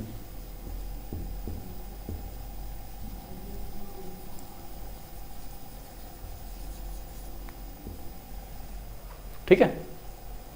crypto currency basically देखिए एक वर्चुअल करेंसी होती है, आभासी मुद्रा। इसमें क्या होता है कि आप इस करेंसी को अपने पास नहीं रख सकते हैं। जैसे आप सिक्के हो गए, पेपर नोट जो होता है, जैसे 50 रुपये का जो नोट है उसको आप अपने पास रख सकते हैं, या उसको आप टच कर सकते हैं, लेकिन इसको आप टच नहीं कर सकते हो। You just can see the value, आप सिर्फ उसकी वैल्यू देख सकते हैं कि हाँ ये इतने रुपए की मेरे पास जो है वर्चुअल करेंसी मेरे अकाउंट में पड़ी है। क्लियर? अब बेसिकली बात आती है कि जो ये क्रिप्टो करेंसी है ये स्टार्ट ही क्यों की गई है। देखिए कुछ लोग ना, हमेशा देखना आपको दो तरीके के लोग मिलते हैं। जो एक तो होता है कि रूल्स एंड रेगुलेशंस में बिलीव करते हैं और उसके अकॉर्डिंग चलते हैं। एक होते हैं जो हमेशा रूल्स एंड रेगुलेशन से हमेशा ये हटके चलेंगे, उसको तोड़ेंगे। तो जो अनार्किस्ट ग्रुप होते हैं उनका ये मानना है कि पैसा हमारा है तो उस पर कंट्रोल भी तो हमारा ही होना चाहिए, यानी लोगों का खुद का। गवर्नमेंट कंट्रोल क्यों करती है उसको? रेगुलेटर जैसे आरबीआई है, गवर्नमेंट के जो सर्वेंट हैं जैसे ब्यूरोक्रेट्स, वो कंट्रोल क्यों करते हैं पैसे को? क्योंकि सबसे ज़्यादा इनको प्रॉब्लम तब आई थी जब 2007-8 में यूएसए के अंदर सब प्राइम क्राइसिस आई थी, जिसमें जो आपके नॉर्मल जो पेपर करेंसी है वो इतनी ज़्यादा डिवैल्यूड हो गई थी। पेपर करेंसी जैसे डॉलर है वो इतना टूट गया था, सारे नॉट ओनली डॉलर, आपका इंडियन रुपये भी काफ़ी नीचे गिर गया था उस टाइम। ठीक है, तो यहाँ पे क्या हुआ, ऑलरेडी जो मार्केट था वो काफ़ी धड़ल्ले से, जैसे सेंसेक्स जिसको बोलते हैं ना, वो इतनी तेज़ नीचे गिरा था। तो यहाँ पे जो ये अनार्किस्ट ग्रुप यानी कि जिसको अराजक तत्व बोलते हैं ना, कि ये जो लोग होते हैं ये क्या करते हैं, ये बोलते हैं कि भाई पैसा हमारा। क्लियर? तो ये लोग क्यों, जो गवर्नमेंट ये कंट्रोल क्यों करती है, हमें कंट्रोल करना चाहिए। तो वहाँ से इन्होंने कंसेप्ट जो निकाला था वो था क्रिप्टो करेंसी का, और इस पे जो टेक्नोलॉजी होती है वो होती है ब्लॉकचेन टेक्नोलॉजी। ठीक है, आपको देखो कुछ नहीं है, नाम से हर चीज़ को याद रखो। Crypto that can not be seen, clear, यानी कि आभासी वर्चुअल करेंसी। उसके बाद इसको ये जो स्टार्ट किया गया था ये था 2009 में, एक अननोन पर्सन थे। हालांकि जो ये नाम जो अभी मैं आपको बताऊंगा, ये नाम भी जो है कोई ऐसा नहीं कि फिक्स है कि ये सच्चा नाम है कि हाँ इन्होंने ही स्टार्ट किया था। क्लियर? अब उनका नाम था नाकामोतो। क्लियर? 2009 में सातोशी नाकामोतो ने जो है बिटकॉइन स्टार्ट किया था। क्लियर? यार ये क्या था, क्रिप्टो करेंसी थी एक तरीके से, बिटकॉइन। और इसमें इन्होंने इनिशियली 21 मिलियन जो है कॉइन्स जनरेट किए थे, इशू किए थे। अब देखिए ये जो नाम है सातोशी नाकामोतो, ये कोई ज़रूरी नहीं है कि ये वही इस नाम से कोई व्यक्ति एग्जिस्ट भी करता है। ठीक है, हालांकि ये कहाँ रहता है कुछ नहीं पता हमें। ठीक है, तो ये जो है इन्होंने स्टार्ट किया था। अब ये फेमस क्यों, ये स्टार्ट क्यों हुआ था, 2007-8 की जो क्राइसिस है उसके बाद आया था। ठीक है, अब इसमें एक चीज़ आता है ब्लॉकचेन टेक्नोलॉजी, कि ये वर्क कैसे करती है। उससे पहले मैं आपको कुछ पिक्स दिखा देता हूँ। ये आरबीआई टोकनाइजेशन मैंने बता दिया था आपको। एटीएम, चलो अभी मैं बता देता हूँ, एटीएम का भी एक चीज़ रह गया इसमें टॉपिक। चलिए देखिए ये है बिटकॉइन। ठीक है, अब ये है हमारी क्या, ब्लॉकचेन टेक्नोलॉजी। मैं एक बार अपने आप को यहाँ कर लेता हूँ। चलिए ये देखिए, आपको दिख रहा है इसमें जो टॉप मोस्ट ऊपर दिख रहे होंगे, यहाँ पे छोटे छोटे कंप्यूटर रखे हुए हैं। क्लियर? ये क्या है, सारे आपस में कनेक्ट होते हैं एज ए चेन की फॉर्म में। और ये इसके ये क्या है, मान लो इन्फॉर्मेशन कहाँ स्टोर होती है, एज ए ब्लॉक्स के अंदर। देखो लेट्स से ये एक ब्लॉक है, इसमें सारी इन्फॉर्मेशन फिल हो गई है। क्लियर? ये ब्लॉक पूरा कंप्लीट फिल हो गया। नेक्स्ट ब्लॉक इधर आएगा, उसमें सारी इन्फॉर्मेशन आ जाएगी, ये भी ब्लॉक फिल हो गया। फिर उसके बाद नेक्स्ट ब्लॉक, ऐसे करते करते एक चेन बनती जाएगी। ठीक है, ये क्या हो गया, ब्लॉक, और एक चेन बनती जाएगी। तो इसका नाम क्या हो गया, ब्लॉकचेन टेक्नोलॉजी। अब देखिए इसमें होता क्या है, ये वर्क कैसे करती है। जैसे मान लीजिए अब नॉर्मली जो हम अकाउंट्स देखते हैं उसमें क्या होता है कि हम एक्सेल शीट पे डाटा डालते हैं। क्लियर? अब उस एक्सेल शीट को तो मैं चेंज भी तो कर सकता हूँ, लेकिन जैसे फॉर एग्जांपल मैं बोलूँ कि आपको 20,000 रुपीज़ सैलरी मैं दे चुका हूँ, क्योंकि एक्सेल शीट में मैंने मेंशन कर रखा है, बट एक्चुअल में तो मुझे मिली नहीं। अब मैं प्रूफ कैसे करूँगा? क्लियर? मैं क्योंकि मैंने, हो सकता है उन्होंने जो मेरे साइन है उसको वहाँ डुप्लीकेट वहाँ पे लगा भी दिया होगा। तो यहाँ पे क्या होता है, धोखाधड़ी हो सकती है आपकी जो नॉर्मल अकाउंट्स होते हैं उसके अंदर। लेकिन ब्लॉकचेन के अंदर क्या होता है, यहाँ पे मान लीजिए आपने 20,000 यहाँ पे मेंशन कर दिया। क्लियर? यहाँ पे ये सारे, ये जो है ना, ये कंप्यूटर के अंदर चल रहा है। किसके अंदर? कंप्यूटर में, सुपर कंप्यूटर होते हैं ना बड़े बड़े, उनके अंदर। और वो सारे आपस में ना लिंक है, एक कंप्यूटर उसके साथ ऐसे करके ना लिंक है। तो अगर मान लीजिए मैंने यहाँ फिगर डाली एक ब्लॉक में कि 20,000 सैलरी पेड, यहाँ पे जितने भी कंप्यूटर लिंक है, क्लियर, उन सब में ये इन्फॉर्मेशन जाएगी ब्लॉक्स के फॉर्मेट में, कि देखिए ये इस ब्लॉक से इस व्यक्ति को इतनी पेमेंट मिली है। अब नेक्स्ट टाइम अगर मान लीजिए ये 20,000 की मेरे को अगर कुछ चेंजेस करना है तो हर एक कंप्यूटर के अंदर आपको पहले क्या है चेंजेस करना पड़ेगा, जो कि पॉसिबल नहीं है। इट मीन्स ये जो है चेन आगे फॉरवर्ड चलती जाएगी। बैकवर्ड में आपको कुछ चेंज करना है तो पहले आपको हर सुपर कंप्यूटर से परमिशन लेनी पड़ेगी, उसके बाद जा करके। तो इसमें ये जो इन्फॉर्मेशन है उसके साथ छेड़छाड़ करनी मुश्किल है, इसलिए इस टेक्नोलॉजी को हम क्या बोलते हैं, ब्लॉक चेन, कि ब्लॉक्स में चलती है और दूसरा चेन बनाती हुई चलती है। ठीक है, यही इस टेक्नोलॉजी का काम है। एक बार इमेज आपको दोबारा दिखा देता हूँ। ये देखिए यहाँ पे क्या हुआ, ये सारे कंप्यूटर आपस में लिंक है, क्लियर, चेन के फॉर्मेट में। यहाँ पे एक कंप्यूटर में कोई इन्फॉर्मेशन डली, एक में इन्फॉर्मेशन डली, वो सारे कंप्यूटर में चली जाएगी, क्लियर। अब इसमें क्या होगा, अब मान लो सिंगल कंप्यूटर है मेरे पास, मैं तो कोई भी इन्फॉर्मेशन अपनी चेंज कर सकता हूँ, बट यहाँ पर क्या सारे कंप्यूटर लिंक हो गए। यहाँ अभी क्या है, देख प्रॉब्लम ये आएगी, आप चेंज नहीं कर सकते हो। ये देखिए ये ब्लॉक नीचे चेन के साथ कनेक्ट है, ये ब्लॉक इस चेन से कनेक्ट है, क्लियर। ये देखिए ऐसे ही है, और ये चेन बना के दिखा रखी है, इसमें क्या है सारा डेटा स्टोर हो रखा है इस चेन के अंदर, क्लियर। तो ये है हमारा क्या, ब्लॉकचेन टेक्नोलॉजी। चलिए अब उससे पहले मैं आगे फर्दर ये बताऊं, एक छोटा सा टॉपिक रह गया एटीएम के बारे में, कि एटीएम जो है ना टाइप्स क्या होते हैं, वो मैं एक बार आपको बता देता हूँ। छोटा सा टॉपिक है,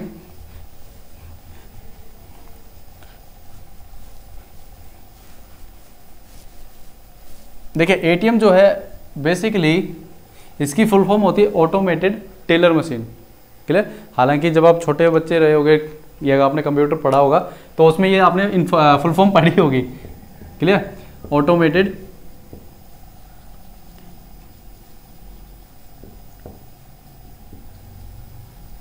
टेलर मशीन। टेलर होता है नोट गिनने वाली मशीन, क्लियर। ऑटोमेटेड यानी कि ऑटोमेटिक वो खुद काउंट करेगी, टिक टिक टिक टिक। आपने क्या करना है, इस मशीन के ऊपर, जैसे यहाँ दिखाता हूँ दोबारा आपको, ये जो कीपैड होता है इस पर ना कुछ नंबरिंग डालोगे, कितने पैसे निकाले हैं जी 10,000, वो इसके अंदर जो सॉफ्टवेयर है वो टक टक टक टक उसको काउंट करता है, और जितने पैसे आपको चाहिए वो इसको क्या करती है, निकाल के दे देता है, ठीक है। तो इसको बोलते हैं ऑटोमेटेड टेलर मशीन। अब देखिए इसके अंदर टाइप्स होते हैं, कुछ ना एटीएम्स के टाइप्स होते हैं। फर्स्ट आता है सबसे पहले, वो आता है आपका बैंक लेबल। बैंक लेबल इसका मतलब क्या होता है, जैसे फॉर एग्जांपल आप जाते हैं बैंक पीएनबी के अंदर, क्लियर, वहां पे उसका एक एटीएम लग रखा होगा और उस पर आप देखना पीएनबी का ही लोगो होगा, पीएनबी का लोगो लगा हुआ एटीएम पे। तो इससे क्या पता चलता है आपको, बैंक लेबल, यानी कि बैंक का खुद का लेवल लगा हुआ है। अब इसमें क्या होता है, बैंक जो है ना वो एडमिनिस्ट्रेशन का काम उसका, यानी पैसे डालना सब कुछ, और मेंटेनेंस बैंक खुद देखता है। क्या, बैंक लेवल में बैंक जो कैश डालना, सिक्योरिटी गार्ड रखना उसका, उसके बाद उसकी मशीन में अगर खराबी होगी तो उसको मेंटेनेंस करना, ये सारा काम कौन करता है, बैंक खुद करता है, क्लियर। दूसरा होता है आपका ब्राउन लेबल।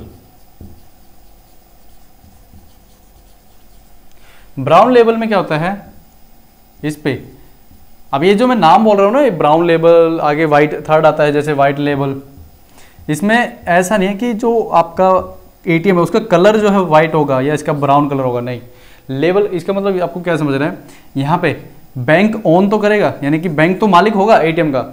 ब्राउन लेवल में एटीएम का मालिक, यहाँ पे देखिए बैंक लेवल में एटीएम का मालिक कौन है, पीएनबी बैंक खुद है। उसमें कैश डालने का काम कौन कर रहा है, वो जो पीएनबी बैंक का खुद कर रहा है, उसका जो स्टाफ है। ब्राउन लेवल में क्या होगा, बैंक उस एटीएम का मालिक तो होगा, लेकिन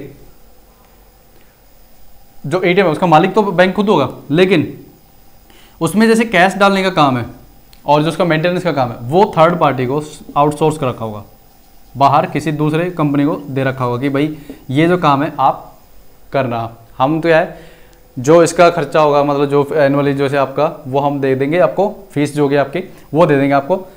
बैंक एटीएम हमारा रहेगा, आपको हम फीस दे देंगे ये कैश डालने का और वो सारा काम करने का, क्लियर। वाइट लेबल में क्या होता है, एटीएम ना तो बैंक का खुद का होता है, ठीक है। दूसरा जो कैश डालने का काम है वो भी कौन करती है, third party.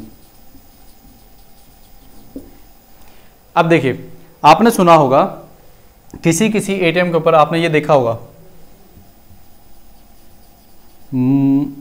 MUTH Muthoot finance लिखा होगा, और या फिर इंडी कैश क्लियर। कभी कभी आपने देखना एयरपोर्ट पे या फिर आपको किसी सिटी के अंदर ये इस नाम से आपको क्या मिलेंगे, एटीएम मिलेंगे, Muthoot finance ATM, Indicash ATM. ये क्या है, ये आपके वाइट लेबल एटीएम है। इसमें क्या होता है, ना तो वो बैंक का एटीएम है, बैंक उसका मालिक नहीं है। दूसरा, जो कैश डालने का काम है वो कौन कर रहा है, मुथूट फाइनेंस। या इंडिकैश कौन है, जो टाटा कम्युनिकेशन है वो। और सबसे पहले जो टाटा कम्युनिकेशन था 2013 में, उसी को ही जो है लाइसेंस मिला था आरबीआई के थ्रू 2013 में। तो सबसे पहले अगर पूछे वाइट लेवल का जो लाइसेंस है वो किसको मिला था, टाटा कम्युनिकेशन को। क्लियर। चलिए, ये एक छोटा सा टॉपिक था जो मुझे कवर कराना था। अब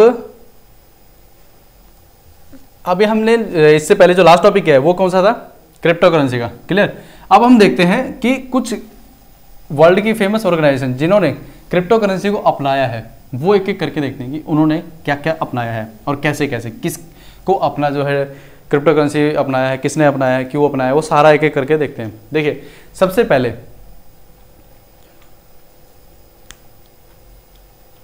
पहले जो आपका यूनिसेफ आता है, यूनिसेफ यूनाइटेड नेशंस की एक क्या है, ऑर्गेनाइजेशन है, जिसकी फुल फॉर्म क्या है, United Nations international fund for children. देखिए, सबसे पहले यूनिसेफ, इसकी फुल फॉर्म क्या होती है, यहां पे मैं यूएन लिख रहा हूं, यानी United Nations International Children's Emergency fund.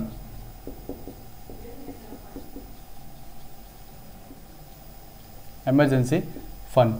अभी इसका जो नाम है दोबारा से रीनेम कर दिया गया, अब यहाँ पे इमरजेंसी वर्ड हटा दिया, United Nations International Children's Fund. ठीक है। अब कहीं पे आपको अगर ये मिले विदाउट इमरजेंसी लिखा हुआ तो वो भी सही है, अगर ये लिखे, ये पुराना नाम है। क्लियर। क्योंकि यहाँ पे ई आ गया, लेकिन अब क्या इन्होंने क्या करा, ई को हटाया नहीं, लेकिन रीनेमिंग क्या कर दिया, United Nation International Children's Fund. Clear. अब इन्होंने क्या किया, यूनिसेफ ने, इन्होंने सबसे पहले अपना पहला जो है क्या निकाला है, डिजिटल जो क्रिप्टो करेंसी अपनाई है। और ये यूएन की फर्स्ट स्पेशल ऑर्गेनाइजेशन है, फर्स्ट यूएन एजेंसी जिसने क्रिप्टो करेंसी को अपनाया है। इन्होंने क्या करा कि हमने एक ना फंड बनाया, क्रिप्टो करेंसी फंड।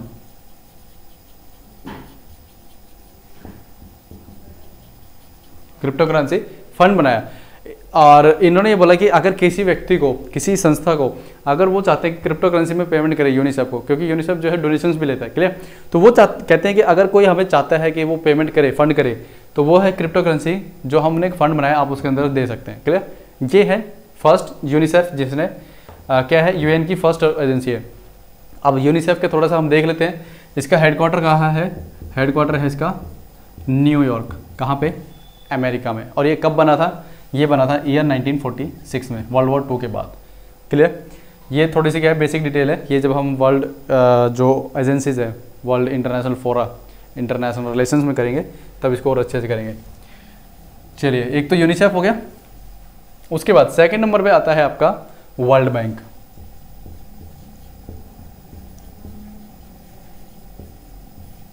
ठीक है। अब जो वर्ल्ड बैंक है, इसने क्या किया, इसने भी, यूनिसेफ ने ये कब किया था, 2019 में। इन्होंने क्या किया, 2018 में। क्लियर। एक जो बॉन्ड होता है ना, डिजिटल बॉन्ड, वो निकाला। और ये बॉन्ड किस पे था, क्रिप्टो करेंसी बेस्ड था। क्लियर। ब्लॉकचेन टेक्नोलॉजी के बेस पे जो आपका फर्स्ट क्या था, क्रिप्टो करेंसी बॉन्ड था, डिजिटल क्रिप्टो करेंसी बॉन्ड। और ये टेक्नोलॉजी किस पे था, ब्लॉकचेन टेक्नोलॉजी। और इसका नाम क्या था उस बॉन्ड का, बॉन्ड आई। क्लियर। और इन्होंने जो ये बॉन्ड निकाला था, वो निकाला था ऑस्ट्रेलियन डॉलर की डिनोमिनेशन में, ऑस्ट्रेलियन डॉलर जो है ना, उसकी डिनोमिनेशन में।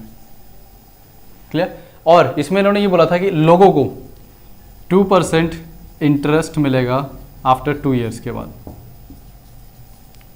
जो भी व्यक्ति हमें, जैसे बॉन्ड क्या होता है, ये सारा करेंगे, बॉन्ड डिवेंचर सब कुछ करेंगे, टेंशन ना लीजिए। देखिए, इसमें ये बोला क्या, अब बॉन्ड वैसे अभी यहाँ पे बड़ा एक बार बता देता हूँ। बॉन्ड में क्या होता है कि इसमें ना आपको डेट्स लेने होते हैं मार्केट से। क्लियर। तो जो पैसा आपको देगा तो आपको चुकाना भी पड़ेगा। जैसे अगर आप लोन लेते हो बैंक से, तो बैंक क्या करता है, आपसे इंटरेस्ट भी तो लेता है प्रिंसिपल के साथ साथ। तो अभी ऐसे अगर आपने किसी से बॉन्ड इशू किया मार्केट में, और आपने क्या करा, किसी, मैं सपोज कीजिए मैं जैसे गवर्नमेंट ऑफ इंडिया का मैंने बॉन्ड खरीदा, तो गवर्नमेंट ऑफ इंडिया को मैंने जैसे 1 लाख रुपए दे दिए। गवर्नमेंट ऑफ इंडिया ने बोला कि आपको जैसे यहाँ एग्जाम्पल ले लो 2% जो है इंटरेस्ट मिलेगा, तो 1 लाख पे मुझे जब मुझे 2 साल बाद वो पैसा वापस मिलेगा तो मुझे 1,02,000 रुपये वापस मिलेंगे। क्लियर? ये होता है इसका मतलब। अब यहाँ पे क्या हुआ, वर्ल्ड बैंक जो है बॉन्ड निकालता है, कौन सा, डिजिटल जो क्रिप्टो करेंसी बेस पे उस पे, और टेक्नोलॉजी कौन सी यूज़ की उसने, आपकी ब्लॉकचेन टेक्नोलॉजी। अब देखिए इसमें फ़ायदा क्या हुआ वर्ल्ड बैंक को। देखिए आपको पता है पेपर जो है वो आपका सेव हो गया, बॉन्ड जो है बेसिकली पेपर भी तो आता है। अब इन्होंने निकाला क्या, डिजिटल बॉन्ड, यानी कि आप क्या है उसको, जैसे आपका जो कंप्यूटर है, पीसी है, लैपटॉप है, फ़ोन है, उसके अंदर आप उसको परचेज कर सकते हैं और आप उसके अंदर उसको सेव कर सकते हैं अपने गूगल ड्राइव में कहीं पे भी, और मेच्योरिटी टाइम पे उसको उसी से आप अपना जो है क्लेम भी ले सकते हैं। तो ये जो है आपको याद रखना है कि वर्ल्ड बैंक ने बॉन्ड निकाला, फर्स्ट डिजिटल बॉन्ड निकाला है जो कि किसके बेस पे है, ब्लॉकचेन टेक्नोलॉजी पे, और जिसका नाम क्या है, बॉन्ड आई। क्लियर? अब उसके बाद नेक्स्ट जो हमारी एजेंसी आती है, उससे पहले मैं आपको एक बार इनकी पिक दिखा देता हूं ताकि आपको एक बार इनका लोगो दिख जाए। क्लियर? चलिए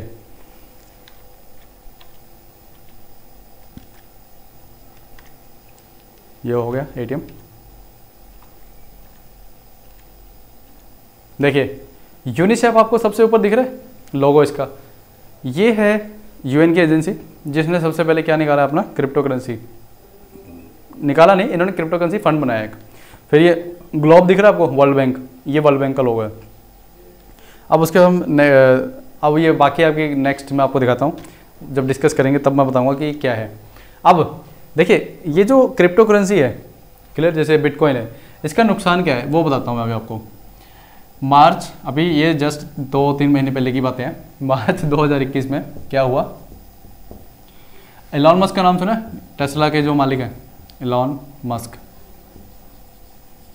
इन्होंने क्या किया, इन्होंने ये बोला कि आने वाले कुछ टाइम बाद हम जो है ना, मान लो किसी के पास अगर बिटकॉइन है तो वो टेस्ला की जो कार है ना वो परचेज कर सकता है बिटकॉइन के थ्रू।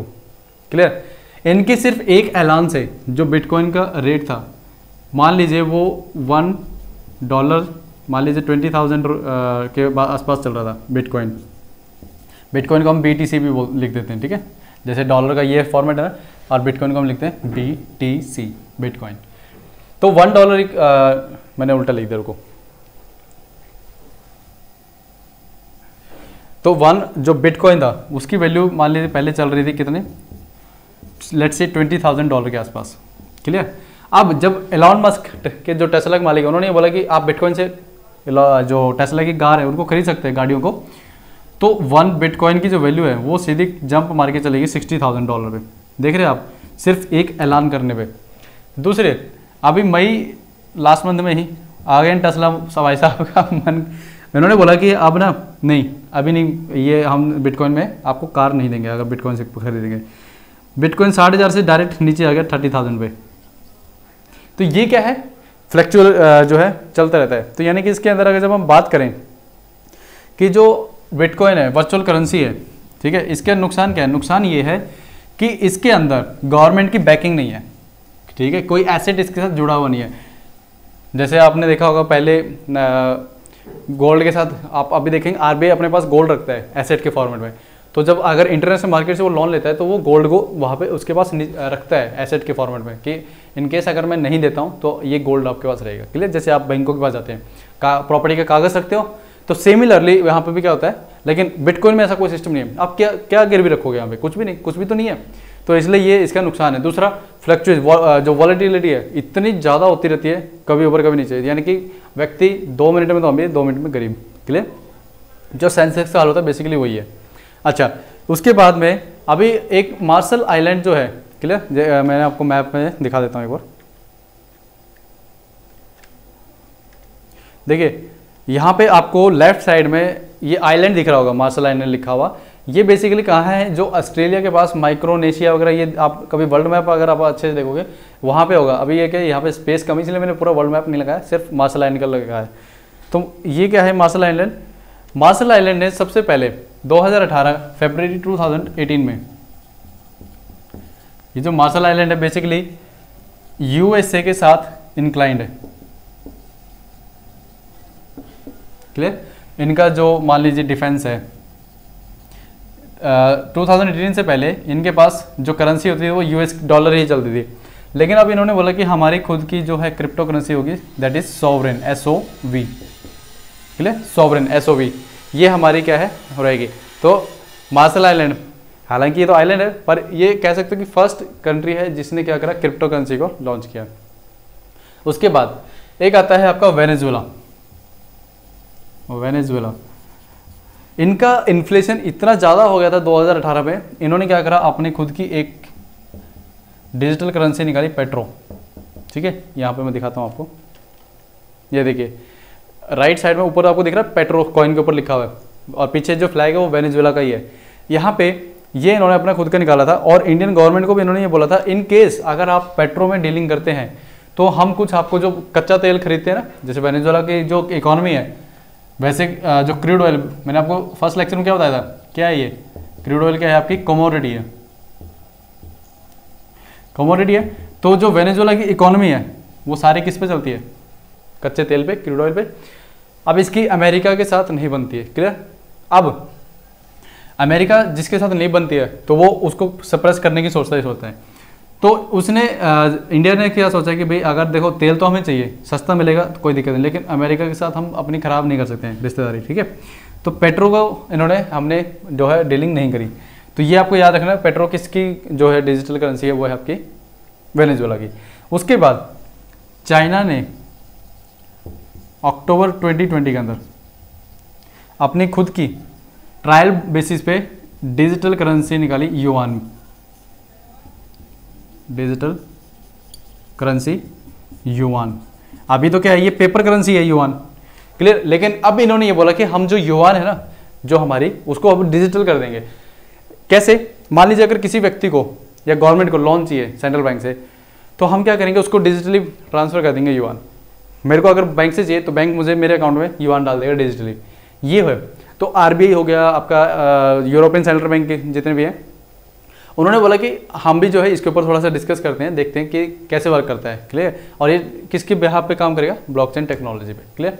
अब बात आती है कि जो एक अभी रिसेंटली ये इसी जून की बात है, 9 जून की, 9 जून, एल सल्वाडोर, नाम सुना आपने, एल सल्वाडोर। ये जो है जो कंट्री है, इसने अपनी खुद की जो है वो निकाली है, फर्स्ट क्या, डिजिटल क्रिप्टो करेंसी, क्लियर। अभी मैं एक बार आपको दिखाता हूँ इसको मैप में, ये देखिए, ये आपको अगर आपने देखा होगा यूएसए के नीचे मैक्सिको आता है, मैक्सिको के नीचे आपको सेंट्रल अमेरिका दिखेगा, ठीक है, जिसमें आपका जैसे ये आ जाते हैं ग्वाटेमाला, ठीक है, उसके बाद इक्वाडोर, एल सल्वाडोर, उसके बाद फिर नीचे साउथ अमेरिका कॉन्टिनेंट स्टार्ट होता है। तो ये पैसिफिक ओशियन जो है ना, उसके साथ बिल्कुल टच पे है एल सल्वाडोर। इस कंट्री ने जो है अपनी क्या निकाली है, अपनी 9 जून को खुद की डिजिटल क्रिप्टो करेंसी, क्लियर। मैं एक बार नाम देख लेता हूँ, अगर मैंने लिखा है तो, ये तो शायद मुझे ध्यान नहीं है।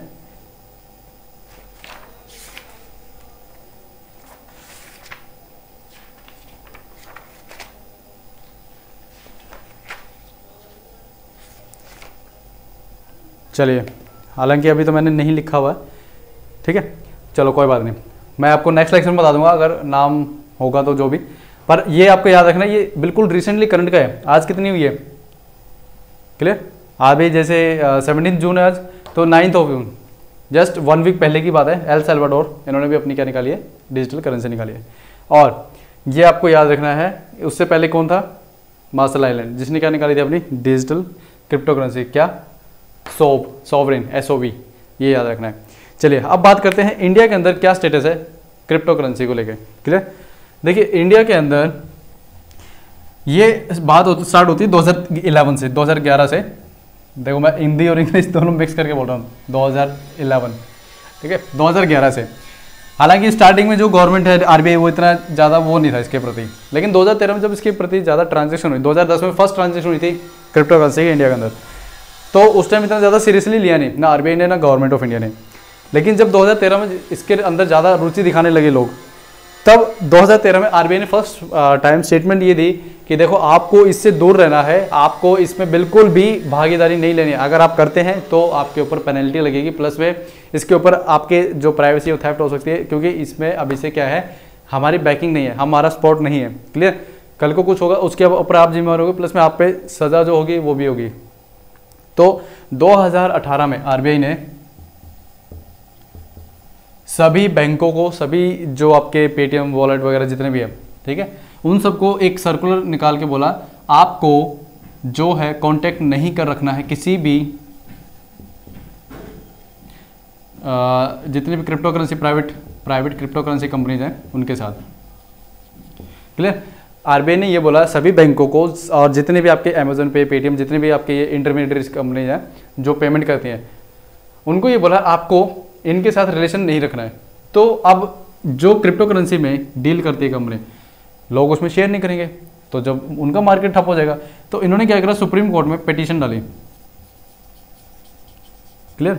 अभी मैं आपको फंडामेंटल राइट करवाऊंगा, तो उसमें ना अंडर आर्टिकल 19(1), क्लियर, उसमें ये बोला जाता है कि आपको जो है अपना खुद का प्रोफेशन करने की वो है क्या, छूट है। तो यहाँ पे इस कंपनी ने यही बोला सुप्रीम कोर्ट में कि हमारा जो फंडामेंटल राइट है अंडर आर्टिकल 19 प्रोफेशन करने का, ठीक है, धंधा करने का, वो कहीं ना कहीं वायलेट होता है। क्योंकि देखिए आपने तो ब्लैंकेट सीधा बैन कर दिया कि आप जो है कोई रिलेशन नहीं रखेंगे और इसको हम बैन करेंगे इंडिया के अंदर। तो बैन आप कैसे करेंगे, पहले आप देखो तो स्टडी तो करें इसके ऊपर कि भी कैसे। आप तो बिना स्टडी किए आप कोई पॉजिटिव नेगेटिव कुछ बिना बताए आपने डायरेक्ट जो है ना ब्लैंकेट ब्लैंक कर दिया। तो 2020 में यानी लास्ट ईयर सुप्रीम कोर्ट ने इस जो बैन लगाया था उसको क्या कर दिया, हटा दिया। और अब स्टेटस क्या है, 2019 में पार्लियामेंट में बिल आ चुका है इसके ऊपर, क्या, banning of crypto currency in India 2019 में आ चुका है, लेकिन अभी वो ड्राफ्ट स्टेज में, अभी से पास हुआ नहीं है वो, ठीक है। तो अभी आपको इतनी अपने जो कहते हैं ना ज़्यादा नींद वो नहीं करनी, खराब नहीं करनी कि अब क्या क्लियर। तो जब आएगा आपको पता चल जाएगा, खुद आप न्यूज़ फॉलो करते रहना।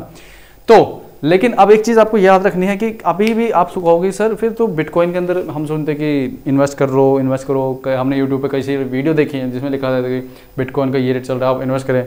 तो एक चीज़ याद रखना, सुप्रीम कोर्ट ने ना ये बोला है और आरबीआई ने भी बोला है कि आप ट्रेडिंग कर सकते हैं। ट्रेडिंग होता है ना, जैसे शेयर मार्केट में पैसा लगाना, क्लियर, शेयर मार्केट में से उसको शेयर्स को बेचना, यानी कि वो कर सकते हैं, लेकिन इसको आप as a legal tender use नहीं कर सकते कंट्री के अंदर। लीगल टेंडर क्या होता है, आपको मैंने लास्ट लेक्चर में बताया था। उन्होंने ये बोला कि लीगल टेंडर ये होता है कि जैसे अगर आप इसको एज ए सुपर मार्केट में जाके ये नहीं बोलोगे कि ये लो 2000 बिटकॉइन, क्लियर, और मुझे ना नई गाड़ी निकाल के दे दो, नहीं, आप ऐसे परचेजिंग नहीं कर सकते हो आप, क्लियर। आप वैसे ट्रेडिंग कर सकते हो, आपको इसके अंदर पैसा लगाना लगा लो, कोई दिक्कत नहीं है, बट उसमें जो भी रिस्क होगा वो आपका पर्सनल खुद का होगा, क्लियर। नुकसान क्या होगा मैंने आपको ऑलरेडी बता दिया। अब देखिए जो डिजिटल जो बिटकॉइन है उसको आप कैसे पा सकते हो, उसके 3 मेथड हैं, 3 तरीके से जो आप बिटकॉइन को पा सकते हो। नंबर 1 माइनिंग करके, यानी आप जो आपके पास सुपर कंप्यूटर है उसको कनेक्ट कर दीजिए जो ब्लॉकचेन टेक्नोलॉजी है उसके साथ, क्लियर। वो क्या करेगा, मान लो अब इसमें क्या होता है, वो कंप्यूटर ऑन रहना चाहिए आपका, क्लियर, और छोड़ दो उसको खाली, वो क्या करेगा, माइनिंग करता रहेगा, क्लियर। और उसमें क्या होगा, आपका इंटरनेट कंज्यूम होगा, इलेक्ट्रिसिटी कंज्यूम होगी, क्लियर। उसके बाद और आपका हो सकता है जैसे जो आपका हार्ड डिस्क है, ग्राफिक कार्ड है, वो ज़्यादा कंज्यूम होगा इसमें। उसके बाद सेकंड जो है माइनिंग के अलावा होता है गुड्स एंड सर्विसेज को सेल करके। तीसरा है आप कैसे एक्सचेंज कर सके, क्लियर। माइनिंग करके क्या होता है, आपने अपना कंप्यूटर जो है पूरा 24/7 लगा दिया कि भाई चलो आप बिटकॉइन जनरेट करिए। अब इंटरनेट के थ्रू कनेक्ट होगा, ब्लॉकचेन टेक्नोलॉजी, वो कंप्यूटर में आपके क्या होगा, जैसे जैसे वो टाइम निकलता जाएगा उसमें ना आपके धीरे धीरे कुछ कहते हैं ना जैसे 0.0001 ऐसे बिटकॉइन आते रहेंगे। यानी आपको एक लालच लगेगा, लेकिन उसमें आपको ये नहीं पता चलेगा कि देखो एक तो आपको इंटरनेट कंज्यूम हो रहा है, ठीक है, दूसरा आपकी इलेक्ट्रिसिटी जा रही है। तो इसका सबसे बड़ा लॉस क्या है जो बिटकॉइन को जनरेट करने का, कि इससे ना इतना ज़्यादा कार्बन निकलेगा जितना पूरे वर्ल्ड के सारी गाड़ियाँ, सारे एसी सब मिला दें, उससे कई गुना ज़्यादा इसको माइनिंग करने में निकल जाता है। दूसरा, गुड्स एंड सर्विसेज को आप अगर मान लिया आपके पास कुछ चीज़ है, क्लियर, आप जिसके पास बिटकॉइन है आप उसको वो चीज़ बेच दीजिए और उससे बिटकॉइन ले लीजिए। आप वैसे भी पा सकते हैं एक्सचेंज करके। मान लीजिए आप खरीद सकते हैं, कैसे, आपके पास मान लो इंडियन रुपये है या डॉलर है, तो आप क्या करोगे, उस डॉलर को देंगे और जिसके पास वो बिटकॉइन है वो आपको बिटकॉइन दे देगा, क्लियर। तो ये 3 मेथड है जिससे आप खरीद सकते हो। तो आपको ये याद रखना है, इंडिया के अंदर अभी से इसके ऊपर लीगल टेंडर नहीं है, क्लियर। आप इसमें ट्रांजेक्शन नहीं कर सकते, हाँ ट्रेडिंग कर सकते हैं बट ट्रांजेक्शन नहीं कर सकते हैं, क्लियर। दूसरा, एक जो छोटा सा टॉपिक जो रह गया है वो ये है कि अभी हमने मनी का एवोल्यूशन पढ़ा है, ठीक है। तो जो मनी है इसके फंक्शन क्या है, ये काम क्या कैसे करता है, क्लियर, वो समझ लेते हैं। उसके बाद ये हमारा टॉपिक यहाँ फिनिश हो जाएगा। तो देखिए एक बार मैं बता देता हूँ कहाँ से स्टार्ट किया था हमने, बार्टर सिस्टम से स्टार्ट किया था। बार्टर सिस्टम से बाद हम किस पे आए, बार्टर सिस्टम में हमें कमोडिटी से मेटालिक मनी यानी कि टोकन कॉइन जिसको बोलते हैं, फिर हम आए पेपर करेंसी जिसको फैट मनी और लीगल टेंडर बोला हमने, फिर उसके बाद हम आए डिजिटल पेमेंट के ऊपर जिसमें हमने चेक और डीडी को पढ़ा, पेपर ऑर्डर, उसके बाद फिर हमने क्रिप्टो करेंसी भी पढ़ा है। अब बात आती है मनी के फंक्शन कि ये मनी काम कैसे करता है, फंक्शन ऑफ मनी। देखिए एक होता है प्राइमरी टास्क इसका और एक होता है सेकेंडरी टास्क। जो पैसा है इसका प्राइमरी होता है कि ये क्या करता है, सबसे पहले जो वैल्यू है ना उसको क्या करता है, जस्ट सेकेंड मैं गलत लिख रहा हूं,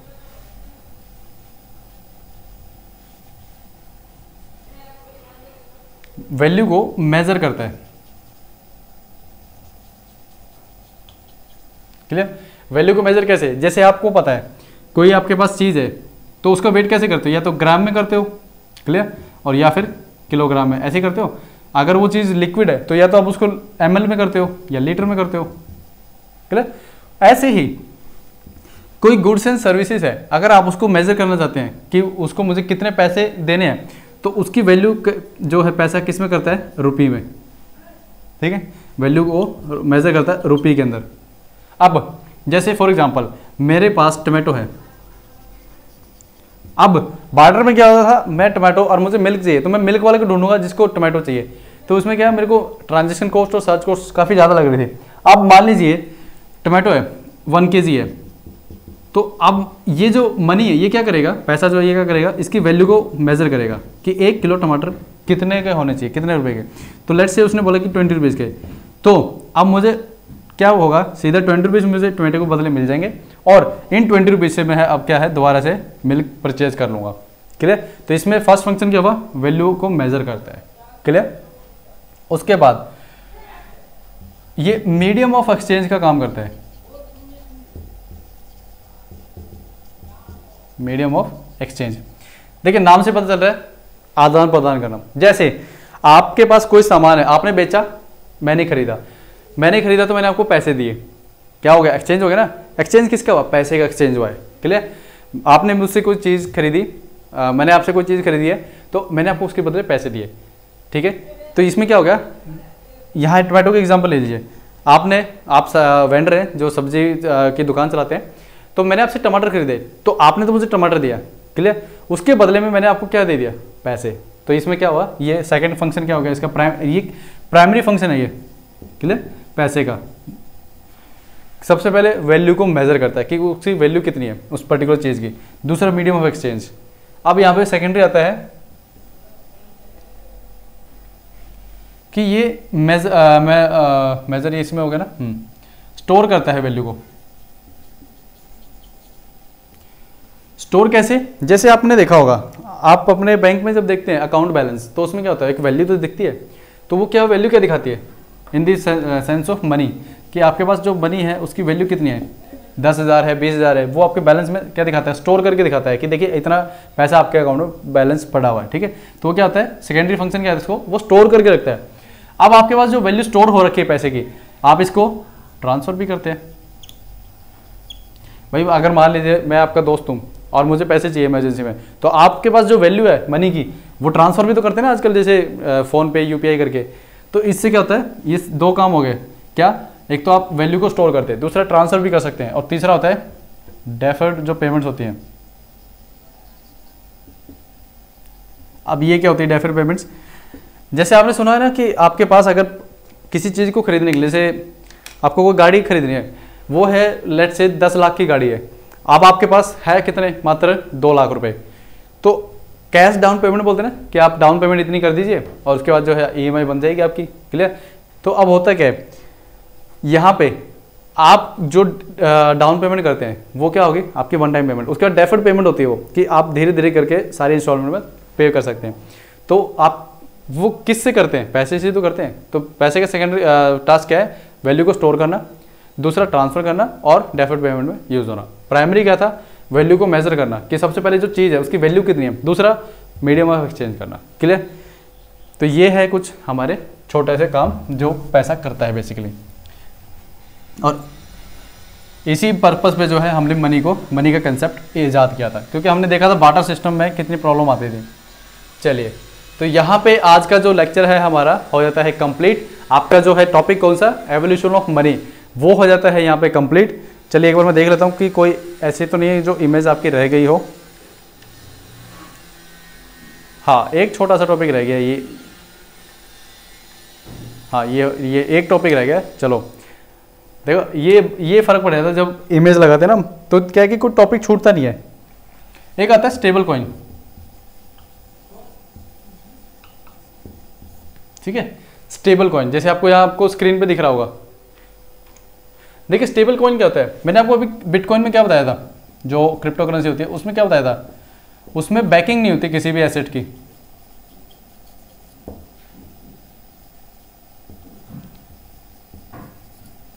क्लियर, जो एसेट है उसकी कोई बैक नहीं होती उसके साथ, जैसे गोल्ड है वो नहीं आपका उसके साथ जुड़ा होगा, या आपकी कोई संपत्ति नहीं जुड़ी होती इसमें, ठीक है, बिटकॉइन में। लेकिन स्टेबल कॉइन वो कॉइन होती है जिसके साथ आपके कुछ ना कुछ एसेट्स साथ में जुड़े हुए होंगे, ठीक है। जैसे फॉर एग्जांपल अगर मान लीजिए जो अभी आपका डॉलर है, लेट्स से मैं एग्जांपल लेता हूँ, इंडियन रुपी की ले लेता हूँ।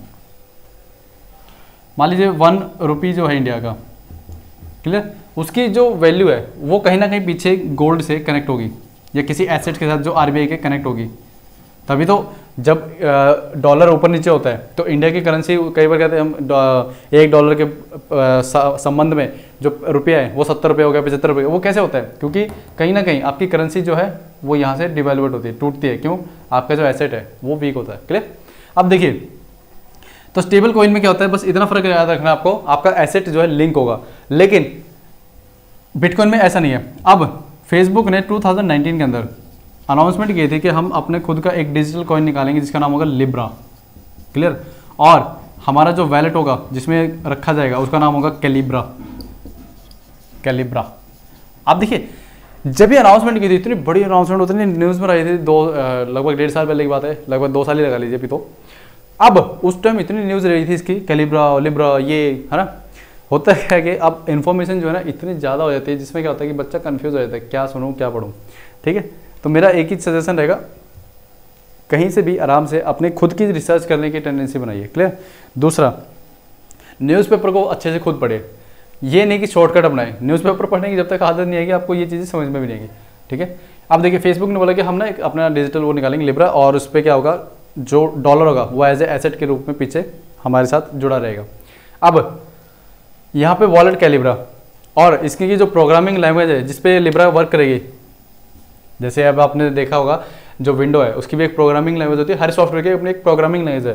तो इसकी जो प्रोग्रामिंग लैंग्वेज थी लिब्रा की वो थी मूव, MOVE, मूव, क्लियर। ये याद रखना, एग्जाम में कहीं ना कुछ पूछा जा सकता है। चलो, तो यहाँ पे हुआ क्या, और भी बहुत सारी 20-25 कंपनियां और थी जो इन्होंने स्पॉन्सर किया था लिब्रा को, लेकिन हुआ क्या, यूरोपियन यूनियन ने मना कर दिया।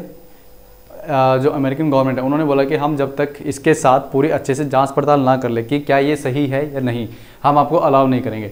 उसके बाद जैसे ही अनाउंसमेंट हुई तो बहुत सी कंपनियों ने अपने हाथ पीछे खींच लिए, लेकिन अभी इस पर कोई अपडेट नहीं है। फेसबुक ने ऐसा नहीं बोला कि हम इसको बंद कर देंगे, लेकिन इन्होंने ये लास्ट टाइम ये बोला था कि हम इसको थोड़े टाइम बीइंग के लिए इसको होल्ड पे कर रहे हैं, क्लियर। तो ये है हमारा क्या, स्टेबल कॉइन। चलिए, अब जो है हमारा इसके साथ ये कंप्लीट हो जाता है पूरा टॉपिक। चलिए, कैसा लगा आपको ये लेक्चर? वेरी गुड, बताना आपको कमेंट बॉक्स में मुझे। और देखिए इसके साथ अब जो है, अब हमारा नेक्स्ट लेक्चर होगा जो हमने देख लिया पैसा इवॉल्व कैसे आता है। आज हमने देख लिया उसका स्वरूप कहाँ तक जा चुका है, क्लियर, कहाँ bitcoin, crypto currency, digital coin, stable coin, ये सब जो है ना हम देख चुके हैं।